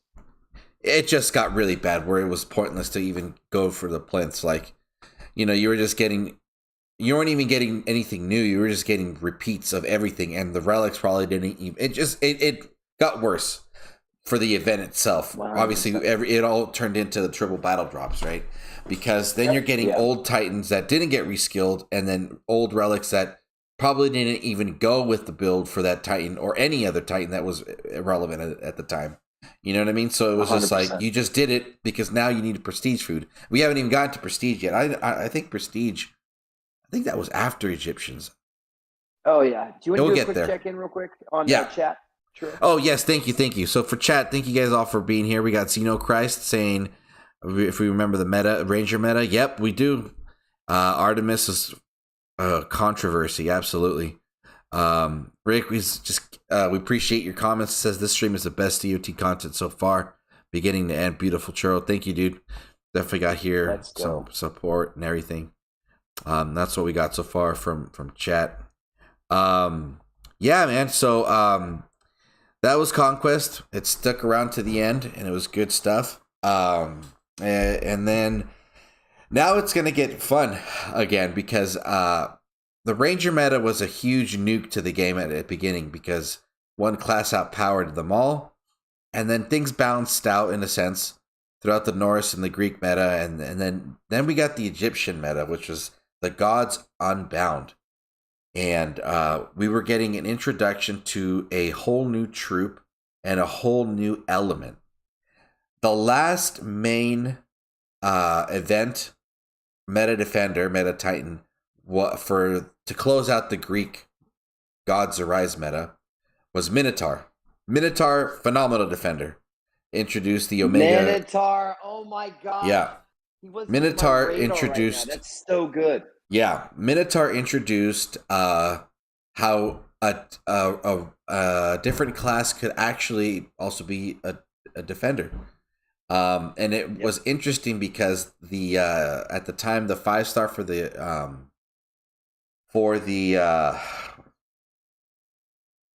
infiltrator class was more attack based, but it worked on defense. And we dubbed, well, I can't say we, but the community dubbed the Egyptian meta as the Horde Apocalypse. The unfortunate Apocalypse, baby. Unfortunately, with the introduction of the Horde, we went back to what was reasons why people would be leaving the game in certain meta flips, because it was just something we weren't ready for, and we actually hadn't, and I keep saying we because I'm including myself and everybody else, we hadn't figured out how to read the devs yet, right? And what was realized was that the only way to fight off against this Horde stuff was having Minotaur, because the Omega Spearman came with the base of 40% all elemental resist, and the Minotaur skull had the Titan and Troop all elemental resist skill. That was something new, and I believe elemental grasp was already around. I can't remember where it was put in, but the Horde Apocalypse was brutal, dude, because Anubis was the introduction to it, and Anubis was taking everything out. Ice, do you remember anything from the Egyptian meta? I'm so sorry. I'm space zone right there. I had a text from my daughter, but No worries. I love the Egyptian meta. Obviously, Osiris, I thought wrecked the game. I think. Okay, so here's the deal: Horde Apocalypse hits, and we freak out for nothing, right? Because at that time, we could still hold up the defense. It was not until Osiris obliterated everything. That really was it. I mean, because it's the crappiest Titans, dude. We had Raw. That was actually hashtag stand up, wasn't it? Wasn't that Raw? Raw No, was something. I don't remember what it was. It was Hachiman. The Hachiman glitch or whatever error that happened with Hachiman. No, but the Titan that came was Raw. There was something for the community where like you could have literally 500 souls and per player, and we're sitting first globally. The Raw event was one of the most. Oh no! Wait. Okay, we'll talk about no. So the Hachiman event burst stand up, but the week after was Raw, and then that's when hashtag. No. Hachiman was a complete different meta. That was right. When, War God. Zabava. Okay. Right. So that one's up next. Yeah. Okay, wait. So the Egyptians. So once that happened, I thought the game changed with Osiris, and then the Horde Apocalypse was. No, what are we talking about? It's Bast. Bast wrecked the That's the game. one. Yeah, dude, you're right. You're right. It Yeah. was not. It was not Osiris. So like everybody's like, "You're not freaking out. You're not freaking out." Well, of course, I was a one-day event finisher, and I get Bast, and I was on his live stream on Friday. I'm like, dude, Bast wrecks everything. And I'm like, there's no way. I'm like, I swear to you, like I'm taking down any defense. Put any defense up. It was just the same thing that happened with Zababa, which we'll talk about later. And so, dude, I loved it. Because, I mean, for me, an OP infiltrator, I loved it. It was my favorite. Right, Because I right. didn't have maxed out troops yet. Everybody else had maxed out troops. I was still in the early 20s. I want to say Osiris, though, was one of the ones that kind of wrecked it, too, though, because he was the best attacker and the best defender for a while. But Bass was first. Bass At ruined one it. point in time, though, we had a one Titan game.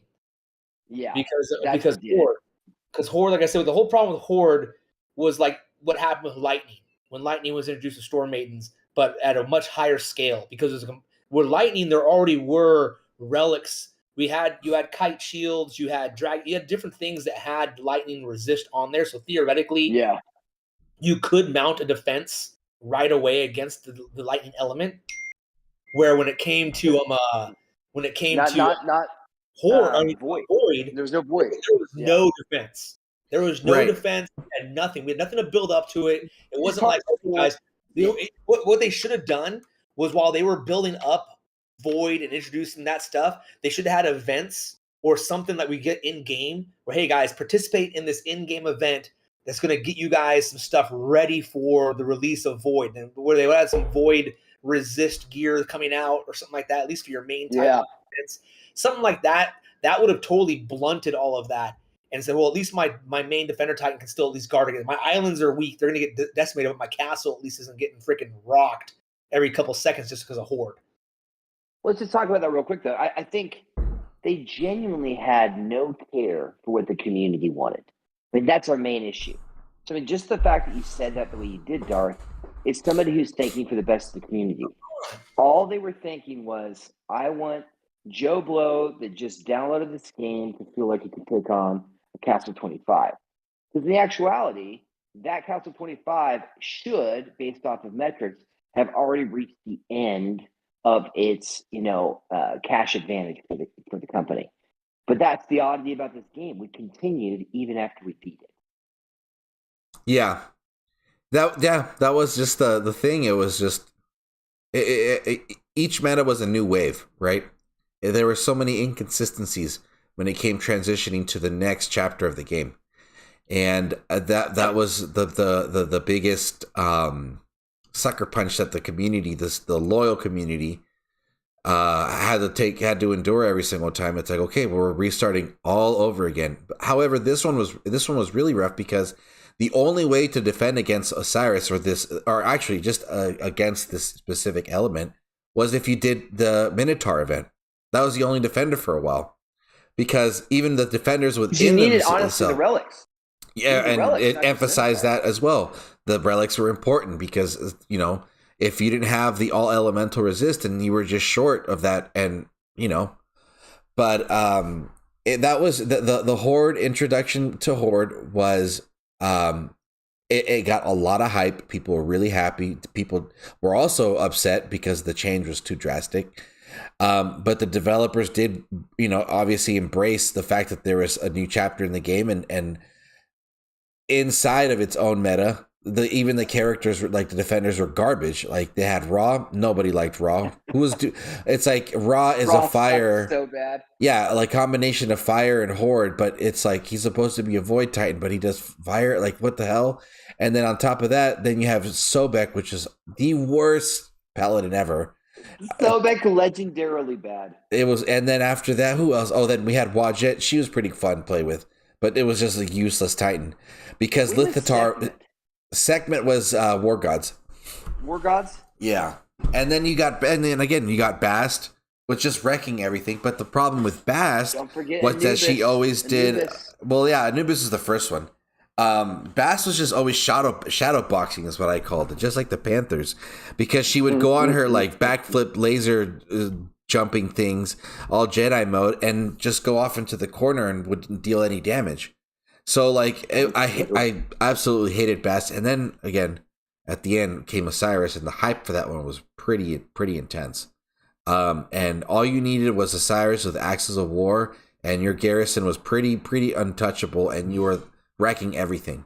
You know, it was like what we didn't get into with the Greek gods that we forgot, which was also evident, was the hype for the last chapter of its meta was always astronomical. Everybody was always ready, and then there was just like a huge letdown, right? When the Norse were closing off and going to Odin, everybody was just, the hype for Odin was unreal. And that just was a complete fart on the community because he sucked. You know, he had no meat shield. It was all range units.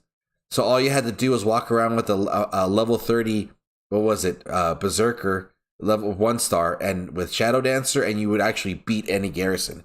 Because it was, you know, at the time, Shadow Dancer had the immunity to range resist. So that was terrible. And then you had the Greek gods. Zeus was just melting everything, but then Zeus beat Zeus, and that was just kind of useless. And then you go back to Osiris. Osiris beat Osiris. So yeah, as fun as the game it was, the inconsistencies were always there, and it really crapped on the community. And really, I think sucked. That was really the end of the game time frame. You know, Horde Apocalypse. I mean, it was such a game reset, and we had other good moments. I mean, War Gods brought it up, but that's when they really said, "Hey, we don't know what to." I mean, you could tell we don't know what to do with this game. Right. We don't know what to do. We don't know how to make this actually, you know, beneficial to this community. So let's just make money. I think that's really when it happened. And it's funny you bring that up because this was the time when the game really emphasized that, because Assault was introduced, and at the same time the streams are actually starting to fade out. And when I was going back and looking, I was starting to realize that there was hardly almost nothing on streams when it comes to the War Gods and everything after War Gods. Well, obviously at that point, I think the pandemic and stuff, they could not stream because of pandemic. I thought it was because of the cable, bro. You remember that? That's right. They didn't have a cable. I forgot. They had a cable. Yeah, they usually got like 100,000 out of every alliance, and they couldn't get a cable to stream.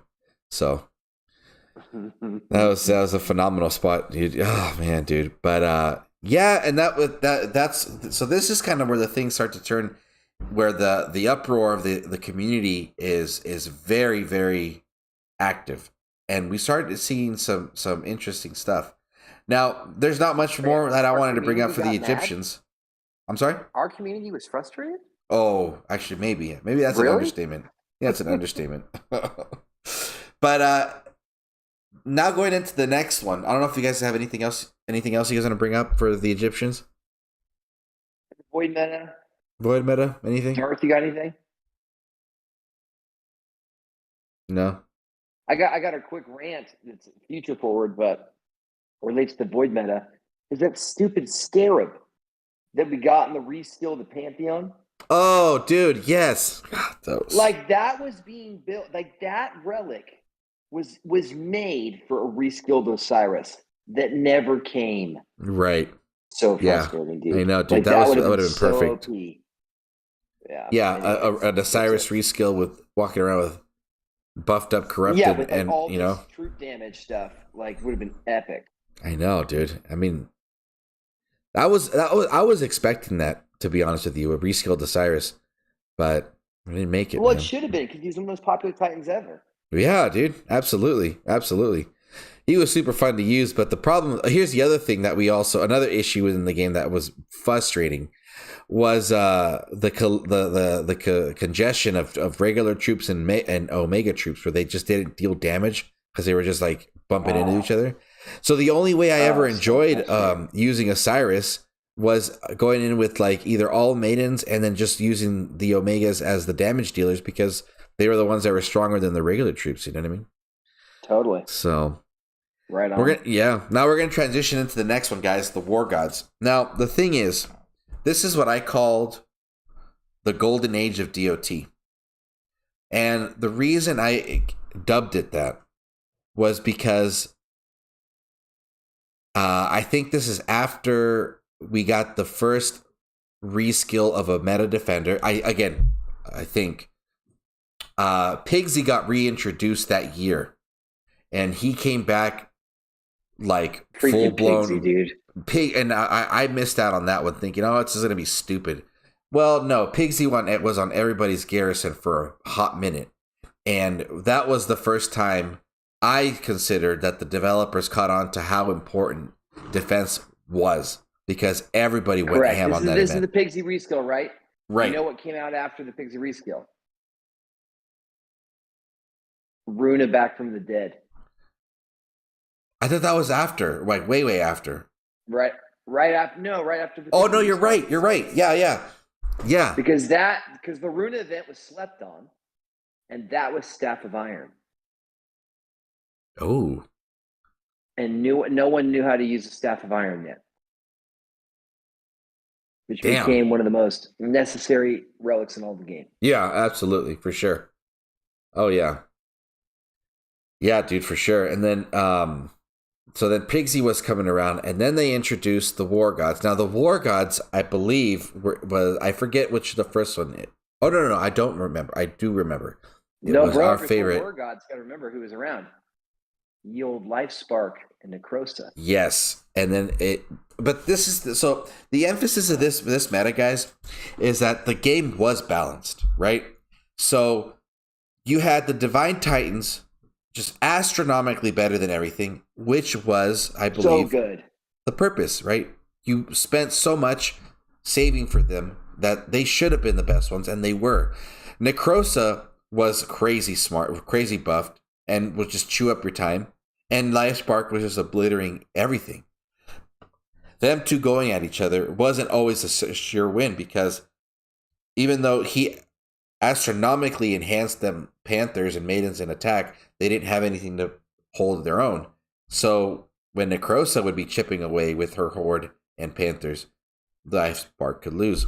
But the War Gods were introduced through Totek, and Totek was one of a fun one. And then it rolled out. They were introducing Omega still. I want to say that the biggest difference with the War Gods was the fact that the 5 stars that were around were also what's the word? It complemented the Titan. So it was enhancing them on attack and on defense, right? The Titans that we ended up getting from the top of my head were not in any specific order, but we got what's his name? Totek. We got Tengu. We had Sekhmet. Tengu. And then we had with the ugliest nose ever. Yeah, and then we had what's his face? Another infiltrator. Dude, I just blanked out on his name. What was his name? The Lion. What's his name? Nergal was another one. And then we had Segment Nergal, and then we had the main man himself, Hachiman, which became the best defender ever in the world. And we also had Ares at his time. And we also had Achilles as well. So we had Sekhmet.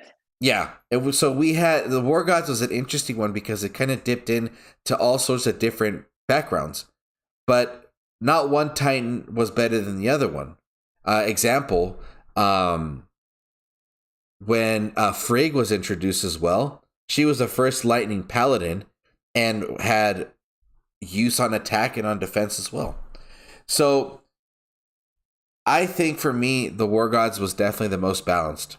Hachiman obviously was a trickster when it came to defense, because the one thing that we forgot that we were overseeing was the fact that by using Omega troops and using spells, we were activating more of his defense, which made it more difficult. So you had to find a way around it, right? So everybody out in chat that's still with us, thank you for being here. But please throw in your favorite War God Titan in there, because for me, my favorite one for sure was Nergal, and I used him a lot. And for me, Hachiman was the best defender ever. So, don't know if you guys have any other anything to say about the War Gods, any takeaways or anything. Yes, I do. So sorry, my daughter just got home. But honestly, I thought, what I loved was with the community aspect, you needed somebody on your team with life spark, right? Especially when you were in war. And so you'd wait for your friend, like we all had that one guy on your team that would have that OP Titan, and then Right. he would be the Garrison Cracker. And that was what was super fun. But at the same time, we also had, our Hachiman that protected your own garrison and kept your VP points for your team. So it was a really fun time of the game. In the midst of that era, we also had the beginning of reskills, and one of the dopest was Sagunga. Yes. And Yes. Sagunga had some sick relics Yep. that ended up becoming essential down the road. If you remember, Ice, it was such a great time.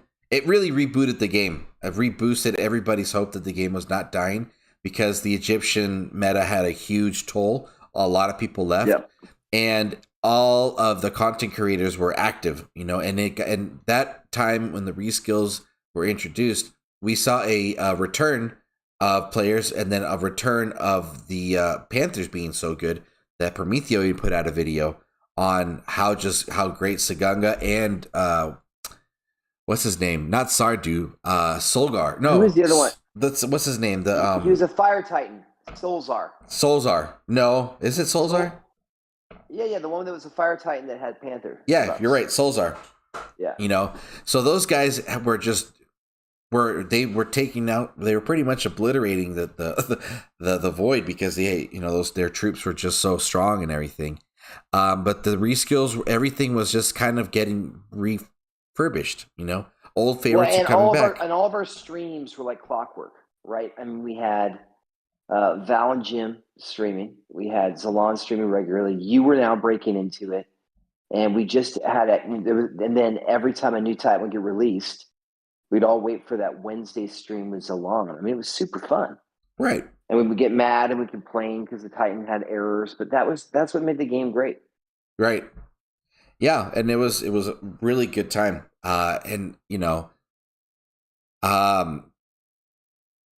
A lot of people were coming back. A lot of stuff was getting again, like I'm just saying, everything was great. Everything was balanced out. The Nickerman challenge started. Oh my gosh, dude! I was so glad you bring this up.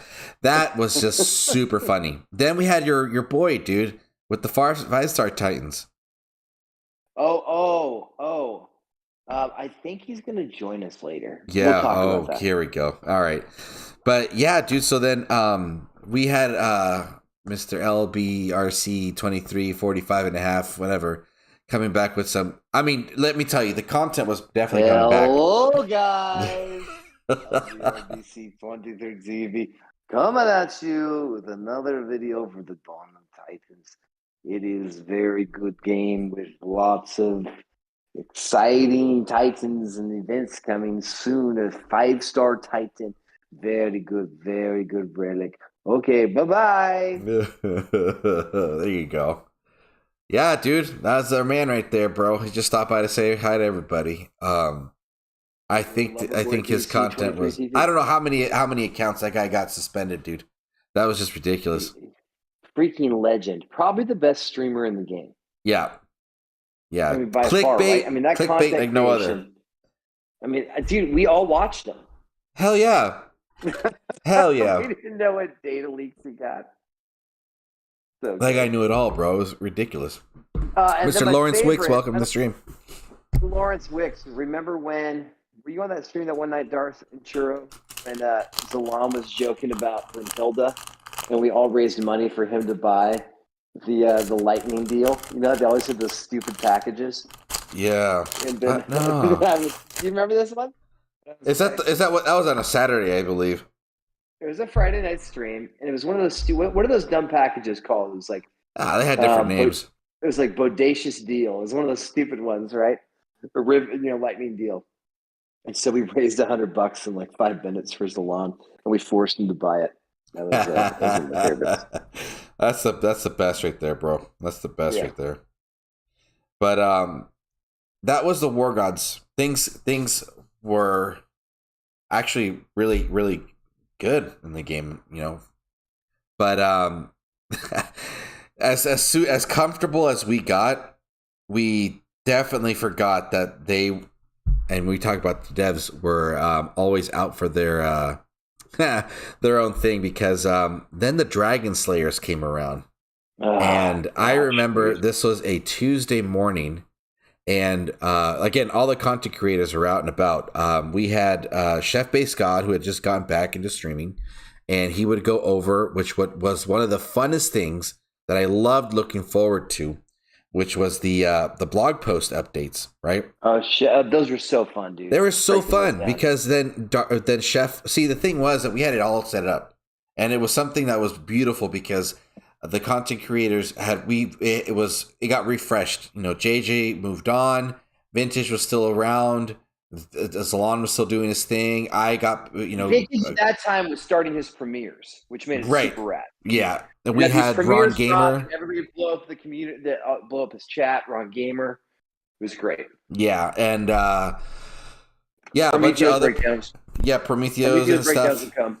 Yep, and everything. So I remember being part of that chat and with Chef, and he was just reading out the skills for Zabava, which is the first one that introduced the War Gods, and was just kind of blown away. The cool thing was that it was real time. He purposely didn't read the blog prior to going live to have just a more authentic and raw approach and reaction to everything. And right off the bat, when he was reading the base damage here and then crit here and then more crit here and then more damage and more armor piercing, and it was just like, this doesn't sound right. This is a little ridiculous. And then we started kind of crunching the numbers on stream, and we're like, yo, these Storm Maidens are getting buffed. Oh, and there's corrupted troops. And remember, you would have called this out, Churro, I specifically asked the devs, will there be corrupted troops? And they're yes, no, that is on there stream. There will never be corrupted troops. It was on stream. Yes. It was Haig. Haig specifically said, no, there won't be corrupted troops. Okay? Mind you, also... They were adamant that no. And mind you, it wasn't one time, but it was multiple times after that they were like, would corrupted troops are coming, blah, blah, blah, blah, blah. No, they will not be ever added to the game. No, whatever. And guess what happened? The Dragon Slayers came in and were wiping out the game with corrupted troops, right? It was the craziest. Because, I mean, before, infiltrators reset the game, right? They break the defense. But now it wasn't just an infiltrator. It was an infiltrator and a corrupted troop that dealt a crap ton of damage. And on top of that, it was Zabava was not only the best attacker, but she was also the best spellcaster and the best troop buffer. Stupid. So this and then on top of that, it had this aura where anything within its aura enhanced itself more with more damage and more damage and more elemental resist and more, everything to keep themselves and the troop alive. So, and Churro, don't forget, we had all played for 4 years, collected all these obscure relics, and in one event, you could get every relic needed for this Titan, and they were the best. Yes. There was no other relic collection you needed except the ones. This Dragon Slayer introduction, this Zabava event, was pretty much a nuclear bomb for the game. It literally made everything prior to Zabava completely obsolete. It got to the point where, Aventador, obviously, sorry, buddy. We're missing a lot of content creators, but Aventador was the mastermind. And he had ended up putting out a video. Every defense. Right. And he put out a video on how to take out a Hachiman with a Zabava and no relics. And mind you, he just let it go. He just hit auto attack and let it go. The Zabava, I don't think she was prestige 10. When that dropped, no one believed that you could take any defense with it. Yeah. And we're doing it live. Because again, a couple of us would always level 60 our Titans that Friday. And we're like, no, this is the real deal. And they're like, there's no way. And dude, it just wrecked everything. Yeah. Everything was done. And it was pretty sad, dude, because it was what we had experienced, but at a greater and a much heavier spell when, the Horde were introduced. I mean, at this time, Prestige was a thing. The Prestige was introduced right before the War Gods, I believe, a little bit before the War Gods. I think it was a summer before the War Gods. And you were just getting rid of all your dead weight because certain copies you're right, weren't summer needed. 2020, because they did Prestige right before the whatever the corrupted truce would come, because they wanted us to not be able to P10 our stuff and have to buy more. Right. Titans. So more of the money pit thing was definitely becoming a real thing. So you have a P10 Zababa. That was it. That's all you need in the game. You could have been playing all those years. And again, the number one thing, and being emphasized right now that you mentioned was, dude, your old relics were useless. I mean, the only ones that were relevant were the 5 stars and the elemental grasp. You know what I mean? Like, that was pretty much it. That was it. But you never put that on Zabava. Because she gave herself elemental resist every couple seconds. You know what I mean? And didn't corrupted troops come in at level 25? Everything came in at level 25, corrupted. See, that was just stupid. That's the dumbest thing. Yeah. It was rough. And again, we see an exodus of a lot of veterans that were done. People were done. I mean, there was even a stream. Was One-Winged Angel, Sephiroth was done then, right? Yeah, he was done. And it actually ended up bringing Sage and Val out into one of Zalon's streams, where we were just like, the content creators, we decided that we were going to put some stuff out because we wanted the developers to understand how this was affecting the game negatively. And obviously, once, the decision's made, you either take it or leave it, So the Dragon Slayers definitely reset the game. It was a whole new environment, a whole new set of relics that you were going to need. Obviously, as it progressed, a lot of the wounds were mended because the Dragon Slayers were similar to the War Gods, where like there was some diversity on defense and there was a lot of and some diversity on offense as well. But it wasn't the same, and it was rough, dude. It was a rough time. No joke. Yeah, dude. Darth, I don't know if you want to. If there's anything you want to chime in with, bud, about the Dragon Slayers, your take of Zababa or anything. No, I mean Zabava, right? She had his name Zabroken. That was Zabroken there. Right? Yo, that's right. Yeah. Well, I mean, I have to say, yes. I mean, she came in and she definitely blew the entire game up, and it sucks because one Titan basically wiped out everything that came before it. Right? There is nothing from the past that could stand against her at all. It didn't matter, right? It was over for anything before her. So anyone coming into the game, that would have been the perfect time to get Zababa, and you can start the game off with the best Titan ever. But I'm not gonna lie, I will own up to this. I was one of those guys that was enjoying smashing Hachiman left and right for that. Because up until that point, dude, Hachiman, I could not beat him. It pissed me off, dude. You get these guys, and you want revenge, and all I could end up doing was hitting their lands because their freaking garrison was guarded by Hachiman. It just pissed me off. That's true. They had Life Spark, right? And they were cracking your garrison. Yeah, so I was so angry all the time about that, dude. Just couldn't get vengeance. So for that first weekend, because I P10'd Zabava like immediately, and that was like I was all in, and I was just decimating everybody. And I was like, this is every Hachiman I saw, dude. I was Hachiman hunting for like the freaking first week, and I was loving it. And then it got old, obviously, but for a little bit there, though, dude. I mean, I was giggling like a little girl. I was loving it because I was like, finally, something can take this damn thing down. Vengeance is mine. But then you realize, okay, this is no longer fun. It's not fun anymore. There's no challenge. But like I said, with the whole thing, it wasn't a fun game though before for me though either. When Hachiman was pretty much unbeatable for me, that wasn't fun either. I didn't like that. Because I mean I couldn't afford to get Life Spark. When it came to the Divine Gems and all that kind of stuff.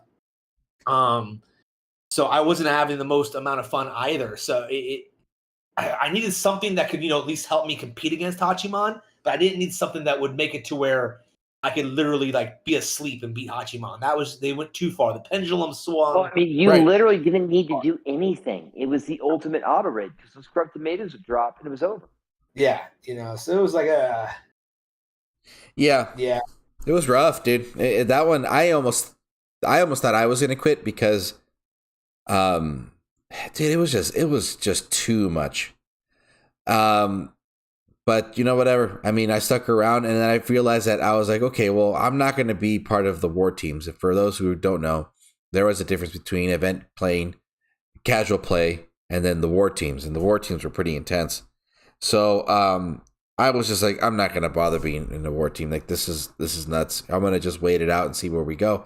And the thing was, a lot of us here's one thing that we haven't emphasized, and we will now really start to blow up as we're going into the tail end of the stream ish. Is what really kept everybody around was the community itself, and we all knew that. The only reason why we wanted to play and everything was because we had made some very strong friendships here. And it was very difficult to be able to, not be around each other. And, as much as a beating as we got as a community, we definitely stuck around and we're like, ready to just play the game and everything. So as the War Gods were reintroducing more and more characters, more and more Titans, then we started seeing a bit of a balance because we ended up getting we got Ares. No, excuse me. We got what's his fucking name? The guy with the Grenadiers. You guys remember? He's on the slideshow that I got going on. I can't remember his name right now. Damn, this thing just... Tarhuns? Tarhuns is one of them. Tarhuns. Then we had Mahaha. Then we had damn, this fucking Hachiman just beat my Zabava. Holy shit. And it doesn't even have relics. Anyway, then we had Mahaha. Rostam was another big defender. Rustam. I was actually blown away by how much of a good defender he was until we obviously cracked that killer. And attack. Oh, yeah, he was pretty good on attack too, huh? Well, dude, hey, but you're forgetting like the epitome of power, dude, Necromancer. Oh, fuck, dude. That's the next one, dude. Because that was after Gaia. I remember. Okay, so here's the other thing, right? When the Dragon Slayers were introduced, the game was completely new. Things are starting to become the voice of the community was extremely loud, and the devs were listening, and we were seeing changes. Okay, so I definitely believe that if we were going in a different direction, and I think that's kind of probably how maybe they thought they were going to be able to keep things well, was having that consistent communication, because reskills were a real thing, and that was what bought time. The metas were stretched out now.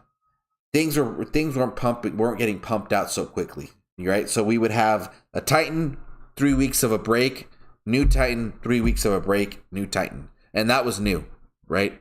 And that happened during I want to say the War Gods, but it was really emphasized in the Dragon Slayer. And I remember that the Dragon Slayers were around, and then the last one that we got was Gaia, and we had about 6 weeks of just reskills. I don't know if you guys remember that, but I do, because that's when the pandemic, I think, was at its peak. Then we got the Archmages, right? Now, before I go into the Archmages, anything else about the Dragon Slayer period that you guys want to bring up, Darth or Ice, or anybody in chat? Yeah, say it one more time. You broke up. What was the question? Anything you guys want to bring up about the Dragon Slayers before we go on to the next one? What was the one with the Panther? The Corrupted Panthers. Oh, Ian Gura. Yeah, I was really frustrated that they tried to make her a defender. She Yeah. could have been a dope attacker, right? I mean, we all knew cats were attacking, and so the illusion that was going to be a defensive Titan, I thought was such a bad choice. Anyways, that's all.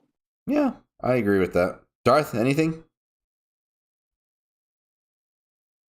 I mean, like I said, the Dragon Slayers that came out, the aura, that was something new, right? Them introducing the aura idea. That was interesting. Yeah. That, and then I think that's when I'm going to stop saying I think. That's when I believe the Titans started making a big difference, because without that buff, you weren't really getting, you weren't really able to win. You were dragging out the battle. Yeah, you really didn't need to keep your Titan alive, right? Your Titan was just a stat stick, right? Just hold on to your relics and increase the stats for your troops. But once the Titan itself becomes useful like that, then it was like, okay, I gotta keep this dude alive. Yeah. I can do stuff with him still. Yeah, definitely. And then, so then Gaia comes out. She was the first in a long time Earth attacker that we hadn't seen for a long time. Corrupted Goliaths were a thing, and they were great. But they had absolutely no range resist, so that was the weird part, and it made it a little difficult too. But then we got the Archmages, and then we got my homeboy Necromancer, and that was the first time they introduced a new meta with a defender. Let me tell you something. I'm gonna go into story mode now. Necromancer was the first. So by this time, as a community, we were able to read the developers, and we were able to start developing theories that were not too far-fetched, right? We started picking up on patterns by then.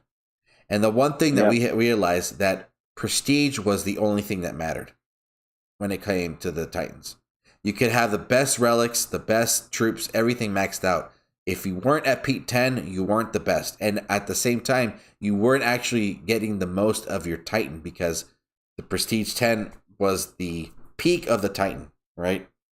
Now, Necromancer shows up, and I was like convinced when Rostam was around. I was like, you know what? I know we're going to see a meta Void Titan come up in the near future. I'm going to start stocking up and saving all of my Void Titans up until then. And either I'm gonna go all out, whether it's, you know, an attacker or a defender, but I'm gonna go all out on it.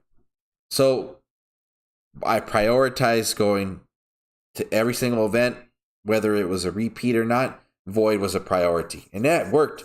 I had so much Void food that I actually ended up getting 2 P10 Necromancers.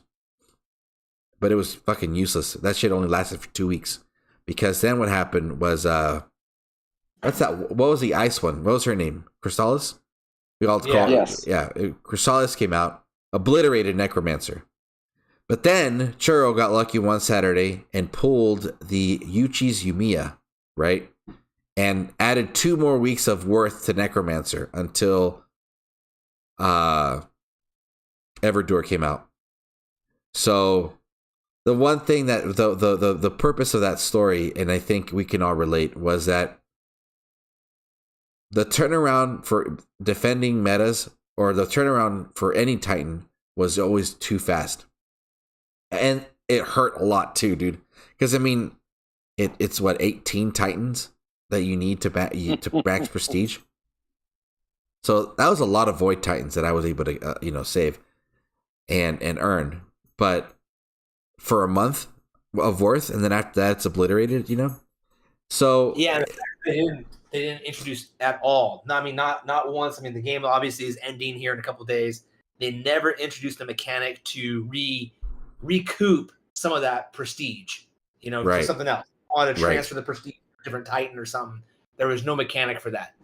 So it was a very, very big investment, and it kept a lot of people from investing into a Titan because they're afraid. And then, you know, and by the time they realize, oh, maybe I should, well, now it's too, you never know. You know, I get the whole FOMO thing. I'm a fear of missing out on the next big thing. Right. So I don't want to waste food. I don't want to do this because it just cost so much of an investment to do it. Mm-hmm. Right. At this point, by the Archmages, yeah, you're hunting for prestige food.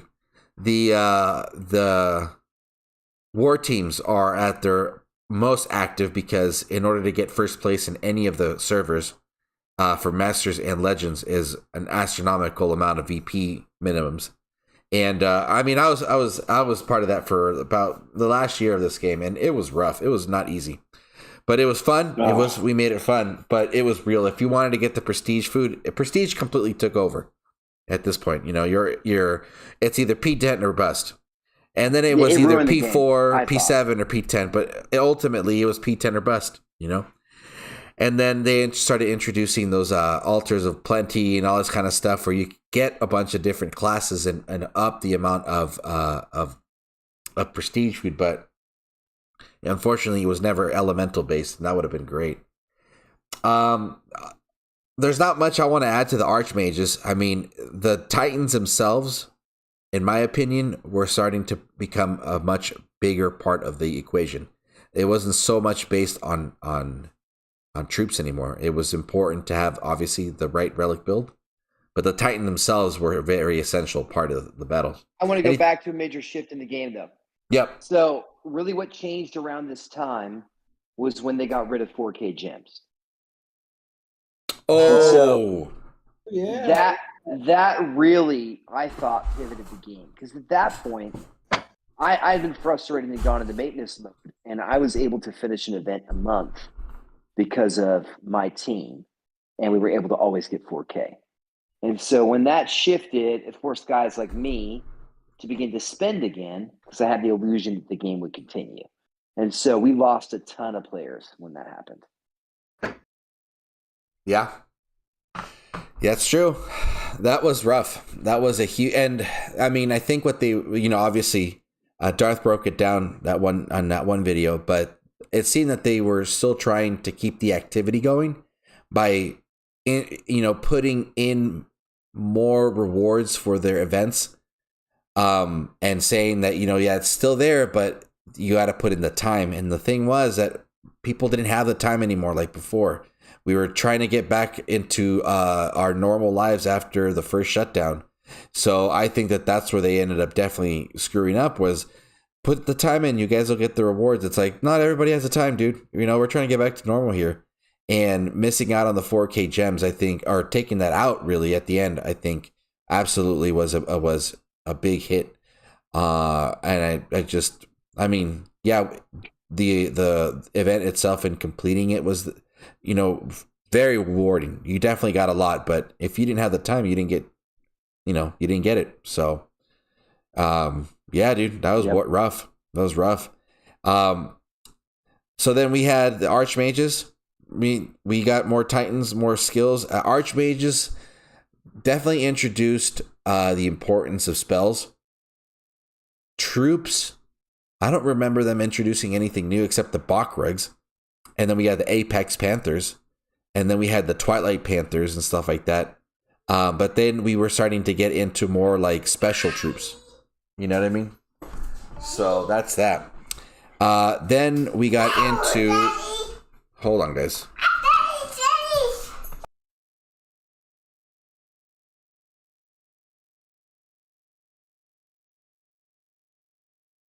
While he's doing that, going back a bit though on that 4K gem thing, they could have definitely done a much better job of communicating, but that was always one of their issues, right? They never were the best communicators for their game and communicating changes, what's happening. And when they changed the 4K gem thing, yes, it sucks that, because optically you're looking at it, and like I said, I did do that video. Someone ever wants to go back and look at the video, I did the math on it, and theoretically, nothing changed. They just moved one pool. Let's say, like, here, let's move this from this pile to this pile. But they didn't explain it at all. They just took it away, right? That's all people saw. They took away my 4K gems. So I went in there and said, well, actually, what they did was they put them within an event. So theoretically, the way you were playing would never change. You could still be a person that I just want to do the event that I want to do, and that's the one I'll put all my investment into, because that's what you're doing with 4K gems, right? I do it, get my 4K gems, and finally there'd be a major event I want, and that's the one I saved up for, and I would do it.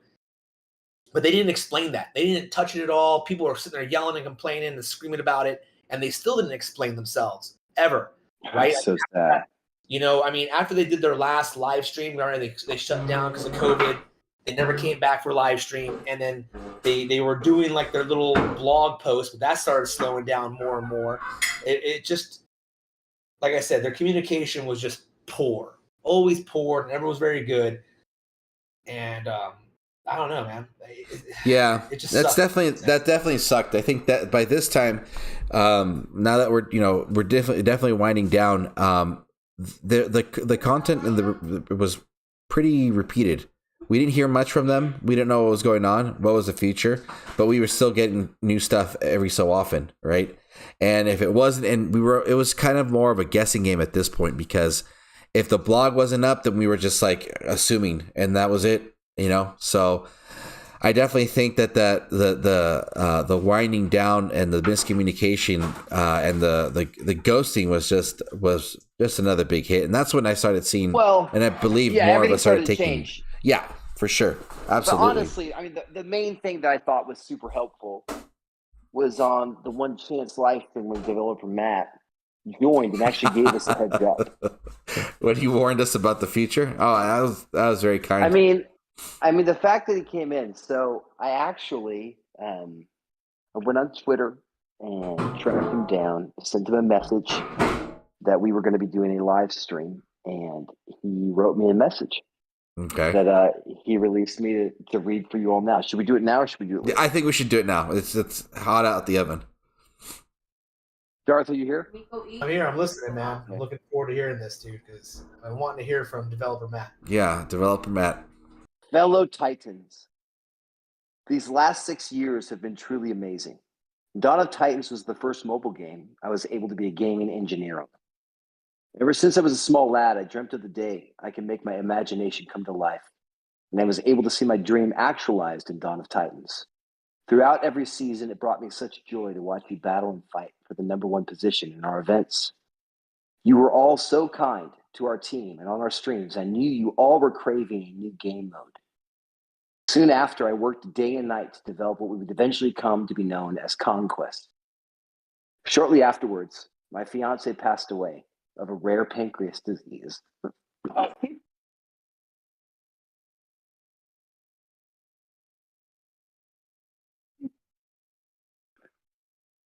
Of a rare pancreas disease she contracted from shellfish reaction in the island of Minolta. I was then granted medical leave to travel the world and find myself as I grieved the death of my first love. I missed you all so much as I contemplated my life's purpose upon my travels. I then discovered I knew what I was called to. I was born to be a part of the Dawn of Titans community. Upon my return to Natural Motion, I was given notice the DOT had come to an end. With great sadness, I joined one of your live streams to let you all know about the game's transition, and now the time had arrived. As a result, I lost my job with Natural Motion, and I'm currently working as a busboy at a local Indian restaurant. I wish you all well and hope to one day, in the afterlife of Valhalla, see you all on the battlefield. Developer Matt. Wow. I mean, dude, the one thing I my biggest takeaway, dude, from Matt was just his dedication. I mean, that's pretty wild, you know? I mean, the tragedy he's worked through Yeah. is just Yeah. for us, man. He put Yeah. his reputation on the line. Yeah. I mean, I'm Darth, just glad. any thoughts about Matt's letter? Powerful, man. Powerful stuff. Pretty speechless, dude. Thank you, Matt, for all your dedication and your time. Haig, fuck you, and Dom, you're the best artist in the world. So Dom was the coolest. Yeah. But, definitely the most absent-minded and the worst of the three at the game. yeah, I only liked him because he's a Man United fan, but that's about it. Anyway, so I know, dude. So I guess now that we're coming down. The thing is, there's Absalon. Absalon introduced our homeboy Oceanus, which is emphasized how important defense was. And then we got who else? Who else did we get in the Epsilon? We got Hyperion, and then we had Gaia apparently carried over for that collection.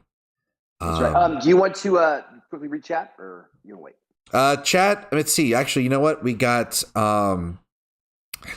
Pisces Shark, Gadid, Pisces, yeah. and Lawrence Wicks. Welcome, guys. Welcome. We're starting to wind down towards the tail end of the stream now. Anyway, so then we got, where are we at? Epsilon, Lycaean debacle. Ice carried away. What's up with that one? What was your just take like about that? Hachiman, everybody again got this brand new Lycaean if you signed in within a first certain amount of the hours. We're not sure. So, but the Hachiman debacle, it turned out if you didn't switch teams, that you were part of one of the teams that ended up having a collection of all your previous souls, and you won. So I was part of the team called Winterfell, at that time. And so as a result, we got, Hachiman. Well, I had been rotating teams because now we were with ERU Elite as we were transitioning through. Oh yeah. And so out of nowhere, we get word, because I was not on the East Coast, right? And we were English, that the event had started and people got Lycan for free. Oh yeah. And so instead of doing the right thing, which would have been to give everyone a Lycan, they reset the entire event, and those that had him got to keep him.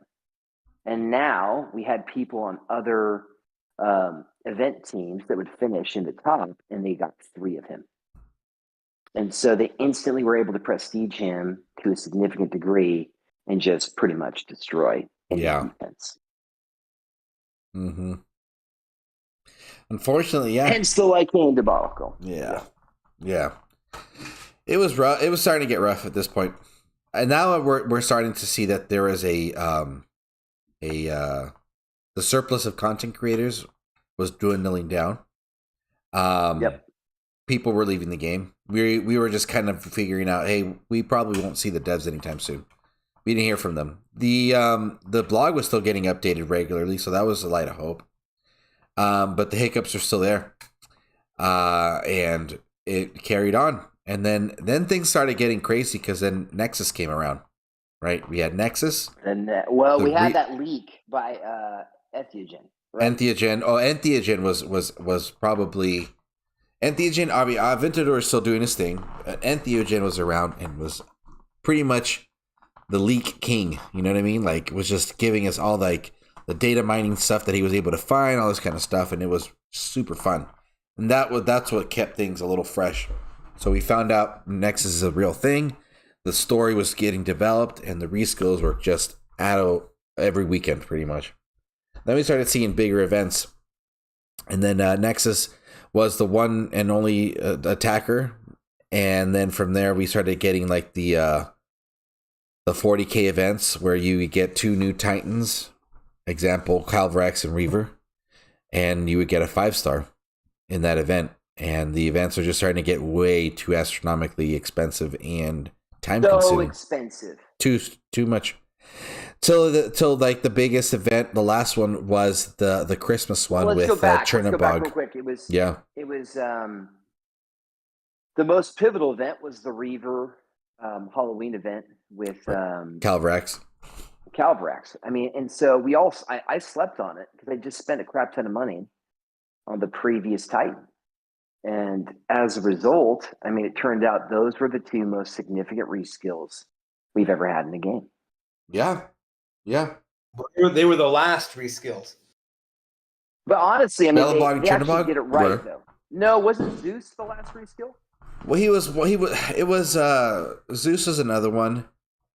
Because what they were doing was that so here's the thing. At this point, so this is one of my rants. We're going to get to that part too, but there was a lot of these unfinished collections, right? So what they had, but at this point, everybody remembers that they had the 40K events where it was a reskilled Titan and a 5-star that would complement that Titan, and they went from the original Divine Relics, then they went to the Norse collection, and then they were going to the Golden Relics.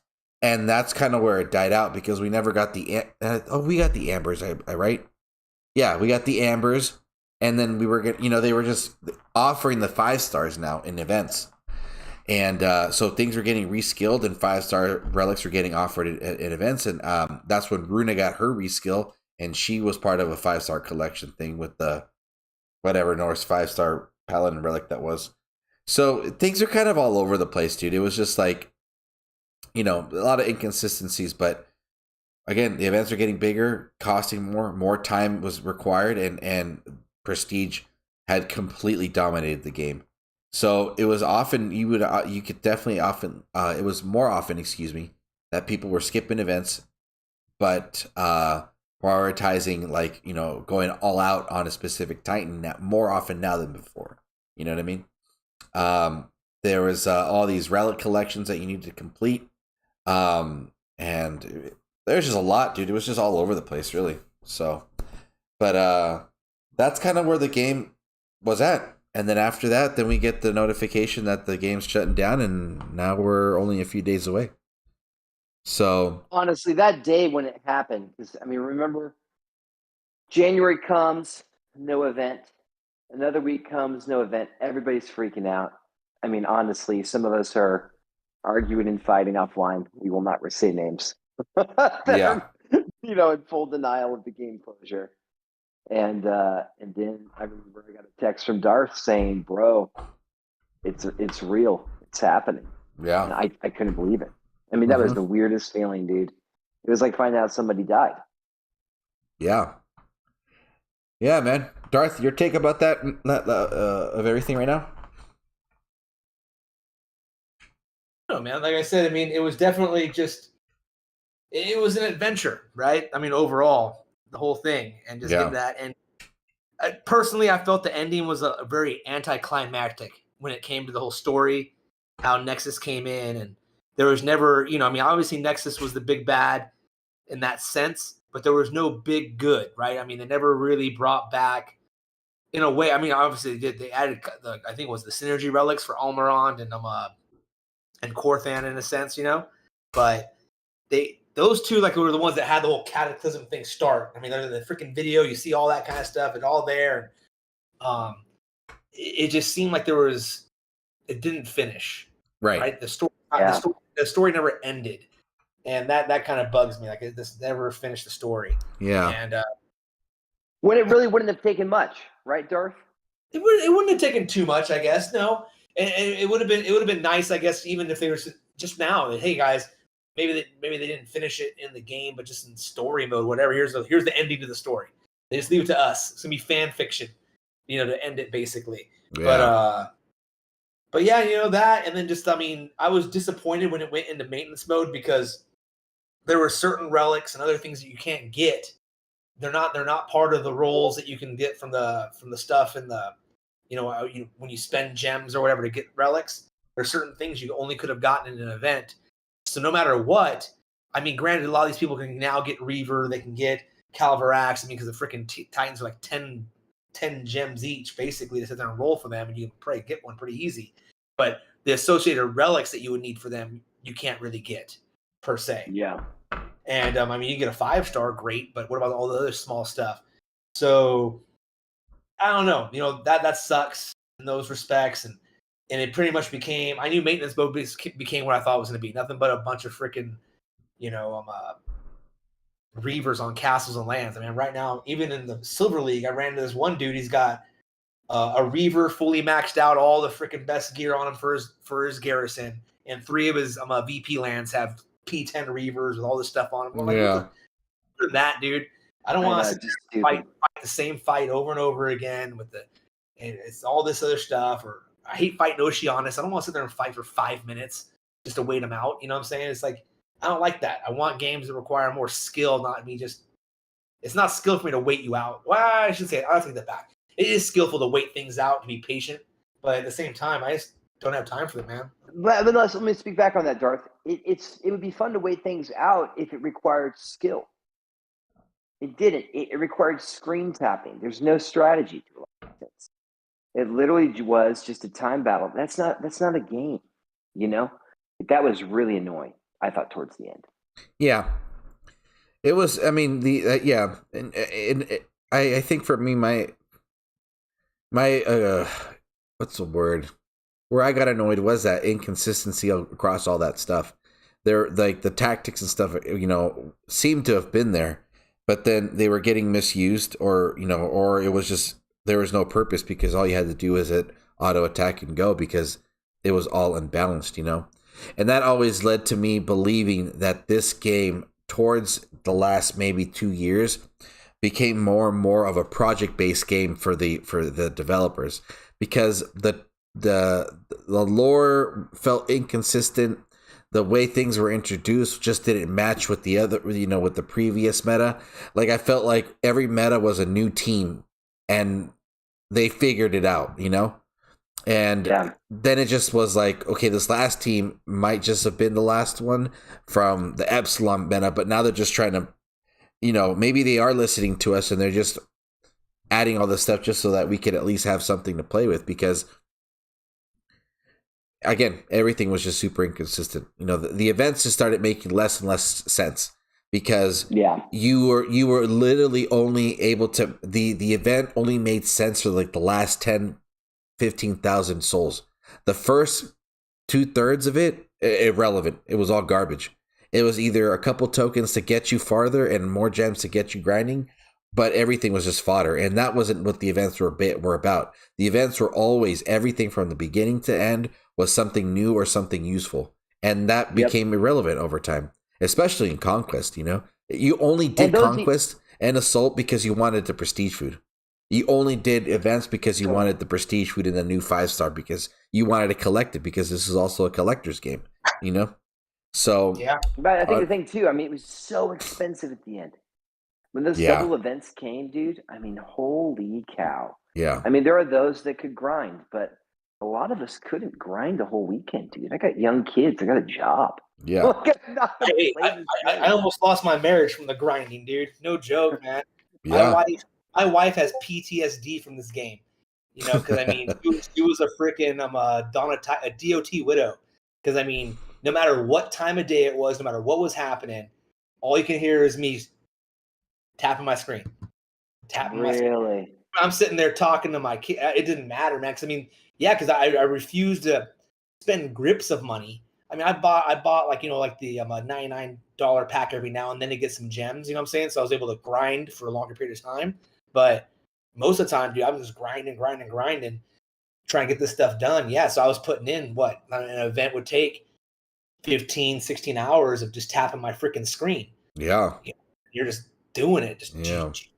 And it's, my wife hates it. My wife to this day, she just remembers this game, and she has no fond memories of DOT. Let's just say that. Oh, no. Yeah, it was rough, dude. I mean, and then the worst part above all that, you know, dude, it's like you invested time and it was fun, but the turnaround for your investment was horrible too. And it'd be like a weekend, you know, one weekend to the next, your 15 hours was gone because the next Titan just obliterated what you had already got. So it was, you know, and so for me, I think it was one of those things is I genuinely enjoyed playing the game, so I would just find ways around it. I wouldn't go for the meta. It's like, oh, he is really good, but I genuinely don't like what I see. And I had, you know, anyway, just found different ways to keep having fun. But it definitely, again, I this game brought more than I expected. I didn't realize how good of a community we had until the pandemic hit, when everything was just like a halt, because we had content creators that were getting us the know it all about, like, this Titan sucks, that one's good. And then we had, you know, out of all the you know, individuals out there, I think that hands down Yuki deserves the biggest shout out. DOT database. I was just thinking that, dude. Yeah. DOT database was definitely the only reason I stuck around after the community, because of course friendships were made that we all, you know, appreciate and love, but without knowing beforehand what the troops did with those skills, I would have skipped way more Titans, because that's how it goes. What Yuki was able to put together is just, for me, was just like real job. It's just crazy to me. And then on top of that, yeah, he had the test account, but like, not even they had any kind of communication with the developers. You know what I mean? And I mean, I think about, like, for example, Diablo Immortal right now is the game that most of us have jumped over to. You know, they have, I believe, have given some significant recognition to the individuals from Maxroll for the work that they put in, and the people that they have been brought in. Imagine how if the developers had given just Yuki a little bit more support, how much more would have been able to have been gained. You know what I mean? Like, there was just like, you know, you get your name on the website. That was like the best thing. And then every so often they'll throw a couple more gems into your test account that they might remember was existent. So I mean, for and then we had the other guy. I forget his name, and I mean, I think he never got enough recognition. Was a DOT calculator website. Lord of the Fly. Lord of the Fly. Oh God, we didn't even talk about that guy yet. But the guy with the DOT calculators, you know, he was huge. Oh, That's how we yeah, were able the to event figure out calculator. how much the events were going to cost. You know, that was a huge resource. And then, you know, obviously all the line app chats when Discord got in there. You know, everybody always being able to help each other out. Hey, you guys, there's this glitch and stuff. Be careful with this. Oh, this is broken. You know, the developers haven't given me a refund, but I wouldn't want anybody else to have to lose their tokens because of this shit not working. You know. So, I mean, the list is really long. I mean, there's so much more that we have missed within the game. But I think the fun shit that we enjoyed was definitely Lord of the Flies' obsession with Chance. And then freaking, dude, the LBRC 23 dude with his dragon troops that were supposed to be coming out. The Titans, baby. Oh my gosh, bro. This community was, I honestly, but the other craziest part was just all the drama that would happen within the game as well. Like, So please much don't- freaking drama in this dude, game. like the people, when people would lose their shit because they got stripped because they forgot that the person's garrison was an alliance or an entire The alliance that would be like, don't land hit my attachment garrison. Syndrome. Oh Land my attachment god, syndrome. so crazy. Should we do our rants? Yeah, let's transition to this. So this is our us wrapping up the meta chat that we had. As you guys noticed, I think as we came closer to the last couple, things started getting a little repetitive, and but the game was booming at one point. It was great. The gameplay was fantastic. Graphics phenomenal. And it is a shame to see this game go, but I definitely hope that a lot of you will stick around and keep coming back for whatever other content Darth or myself would do, and maybe even Ice gets involved in as well. But we definitely want to close it out with a couple rants, and Ice, why don't you take it away with this part? Well, the one that put me kind of in the community, my first ever call, was upon the release of Assault.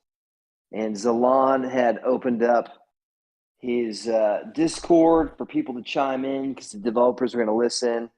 And I was just pissed because, I mean, this was this event that we all were anticipating, all had waited for. And the first launch of Assault was so bad. And then again, there was small iterations, but I just thought that kind of set the stage for the ongoing disappointments to the game. And now I pitch it to Darth. You know, I mentioned this when I was talking to you guys before. I'm going to bring it up. I think my biggest gripe, well, not my biggest gripe, but a gripe I got, all right, or a rant, is the fact that our boy Vintage never got a freaking test account. True.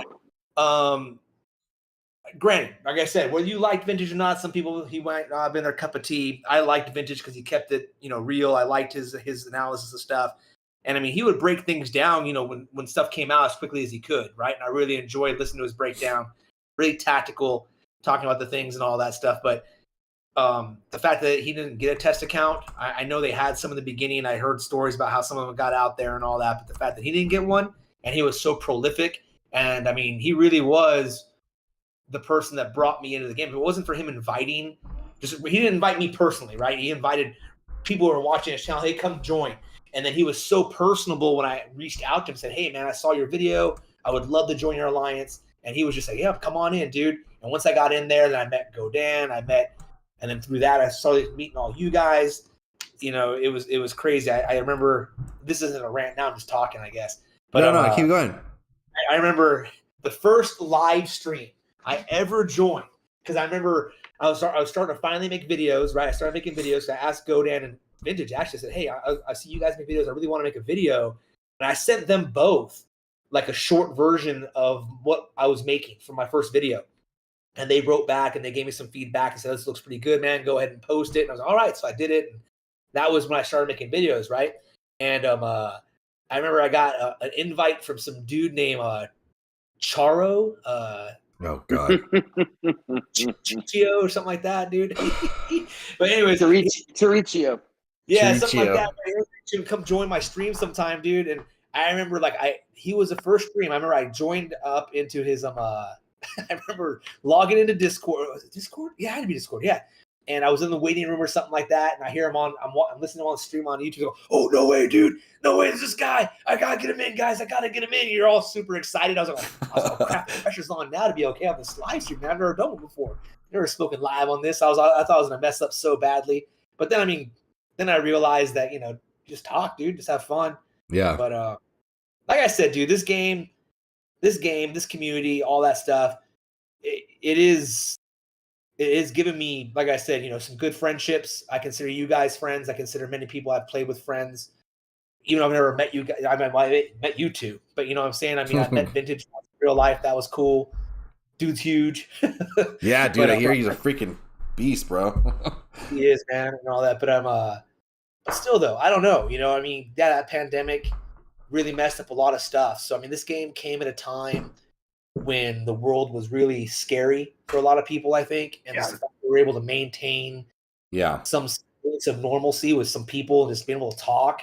I feel like a lot of people, we had a lot of people in this game. And, and this was what we did, this is how we spent time and grow together and complain about shit together. And like a family, we had fights together. It is what it is. Absolutely.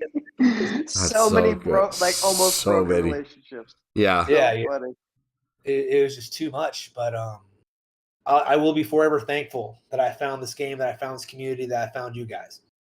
Yeah, absolutely. Dorothy. Yeah, dude, I definitely cheers to that. But I want to piggyback something off of what your comment right there in regards to this game and its impact to all the players during the pandemic.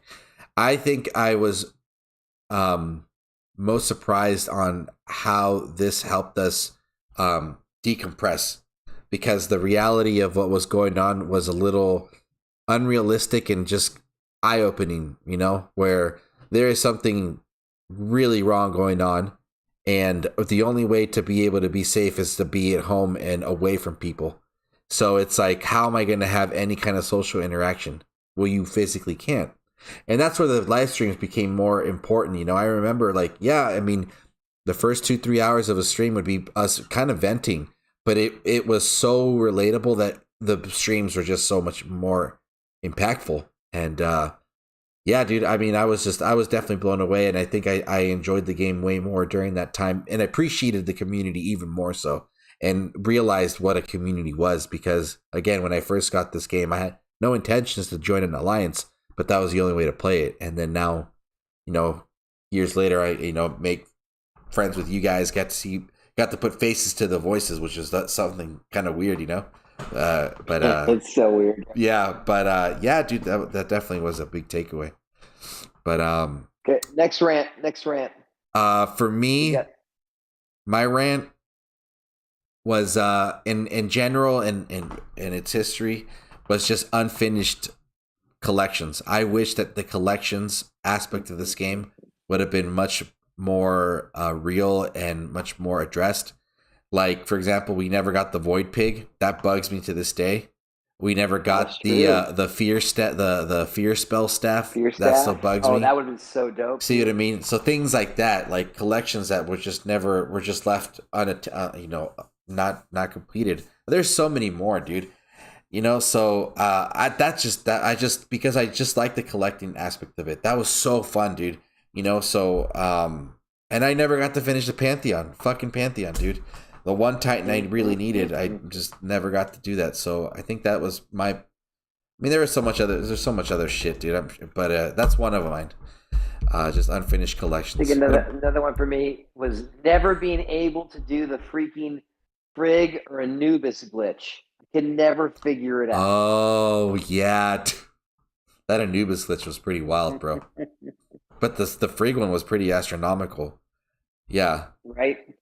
And the fact they never released that lightning storm with the actual Titan, that would have been bad, dude. Yeah. Freaking whole corrupted spells was next, dude. I think if they never had the fact that they never had an earthquake spell, right? I thought earthquake would have been freaking great. It could have been a combination of almost like a fear type and like a lightning storm spell in a sense that the units in the middle are freaking out there, but they're stuck and they're getting damaged or whatever. That would be really cool.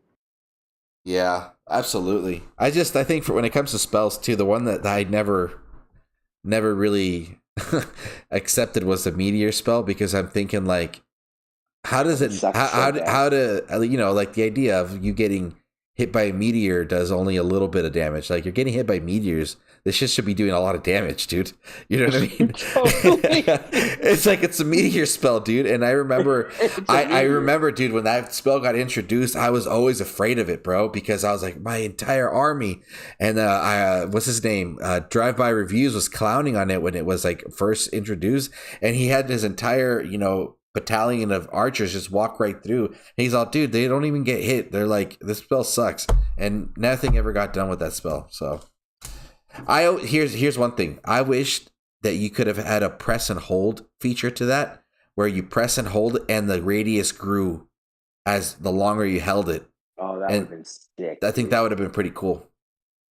Or the fact that it could have just actually done damage. Maybe that would have been cool. That'd been great too. Yeah. Barth, well, you got another one? Another rant? Darth, you got one? Let's see here. We already said the Pantheon. Yeah, I got one Titan. I mean, I finished all the Pantheon collections, but I literally have one Titan that I don't have. Oh, Pisces. Pisces has a rant. He says there's no Pisces relic. Yeah. We never got the Pisces relic, dude. The Pisces relics. That throws him off. For his 8 billion battles in a week, yeah. I know, right? God, dude, he never shut up about that. The record battle. I got another one. My other rant was all the ideas. We would spend hours collaborating on live streams, and none of them being implemented. I mean, you name it. Yeah. From new troop ideas to basic fixes. I mean, right. We really thought we could have input into the game, and it just didn't happen. Yeah. Even if we were nice about it or not, it still, it didn't happen. It was a bummer. Yeah. You got another one, Churro? I think for me, the only other one was not seeing Throne Wars ever return. Because I still hold to believe that that this game we're going to revolve around that, and when it never came back, it just kind of, we had to figure out its purpose. You know what I mean? Why am I going to keep playing? When it came to the purpose of doing more and more events every single season, or every week, I mean, I think if they would have prioritized returning to that, we would have seen a different game, and it would have been thriving, So yeah. Thriving. Yeah. Another rant for me is the fact that our social power players were some of the worst players in all of our community. Yeah, right. They should have been social mediocre players or something like that. Oh my god, damn, dude. They're my friends. Well, kind of. I mean, I've never wanted to pull my hair out more than watching some of them play. Hey, you know what? You know what though? Fire cloak. I don't care how bad they were. They were nowhere near as bad as the 3 freaking devs that actually did live streams. Those guys were freaking true. Dude. So I mean, you're watching them play the game, and their troop selection. All I'm going like, are you freaking kidding me, dude? Do you guys even play your own game? Or I think they were purposely, I think, choosing a variety of troops and spells. So, there's supposed to be variety. And we're all looking at the freaking Titan and going like, dude, we all know this is all going to be a single troop, or you're not rolling with like a mixture, dude. You're taking all of one kind. Come on, get out of here. Yeah, dude. I can't disagree with you guys, but that's fucking true. Two more rants. Ah, man, I'm out of rants. Fact that Chance and House never made the blog. They never made the blog. Oh, dude, that's so. Lord of the Fly made it before they did. I know, dude. I think my last rant was the fact that the only time they ever made a change to the blog was to add new players that randomly joined and to take away vintage. That was it. I know, right? Yeah. Yeah, that was rough. JJ stayed on forever. He's still there, bro. Lord of the Fly is still there. Iceman Cometh is still there. But vintage, bye. He played for a whole week. Yeah. And my last and final rant, if we don't have any more, when we got the announcement that DOT was going to end, Zalon was, don't you worry, I'll still be streaming until the game shuts off. Nope. Yep. Nope. I mean, that ended there. Damn, dude. Talk about being the face of the game and just getting so much beef, dude. Face of the game and quitting on everybody. So funny. Yeah, dude. It's rough. But anyway, man, I mean, this game was pretty. It was an interesting experience from uninstalling it twice to finally playing it 5 years down the road, you know? I mean, it's been a crazy turn of events. I mean, I'm glad that, you know, obviously this game ending didn't end friendships, because that's usually what happens. I truly believe that a lot of us made long lasting friendships in this game. And, 100%. you know, and that's my biggest takeaway from it, you know? As we close, any last thoughts, guys? Are we all going to delete it? Are we all going to delete the app together right now? Hell no, I'm keeping it. I'm going to keep it right there till it deletes itself. Earth Titan, dude. I'm going to roll Earth Titan so I get this last one, then I'll have every single Titan in the pantheon. Oh, we got to delete it together when it's time. We'll make a video. We'll make a video for that one, and we'll we'll figure that one out. That'll be fun.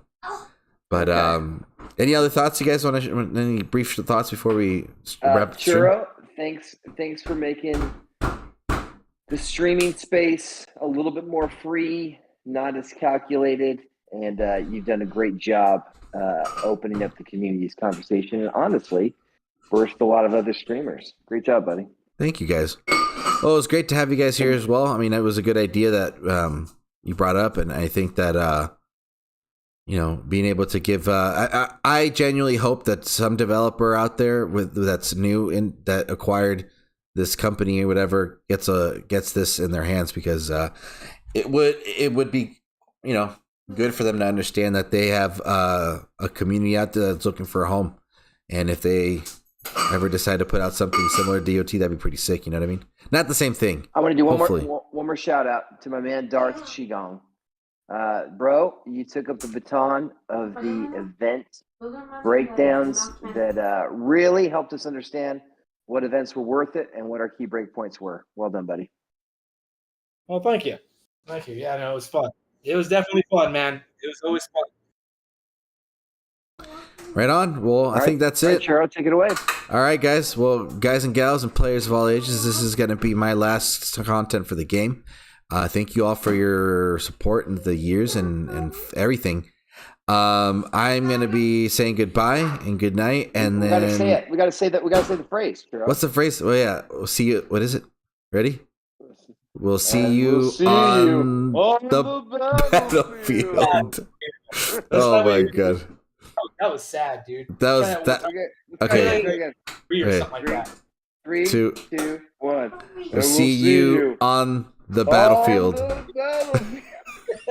I think we're better than the original 3 guys on the streams, dude. We are Dom, Matt, and Hayde. Yeah, that's it, dude. All right, y'all. Everyone have a good night. Thank you for everything. Peace. See ya.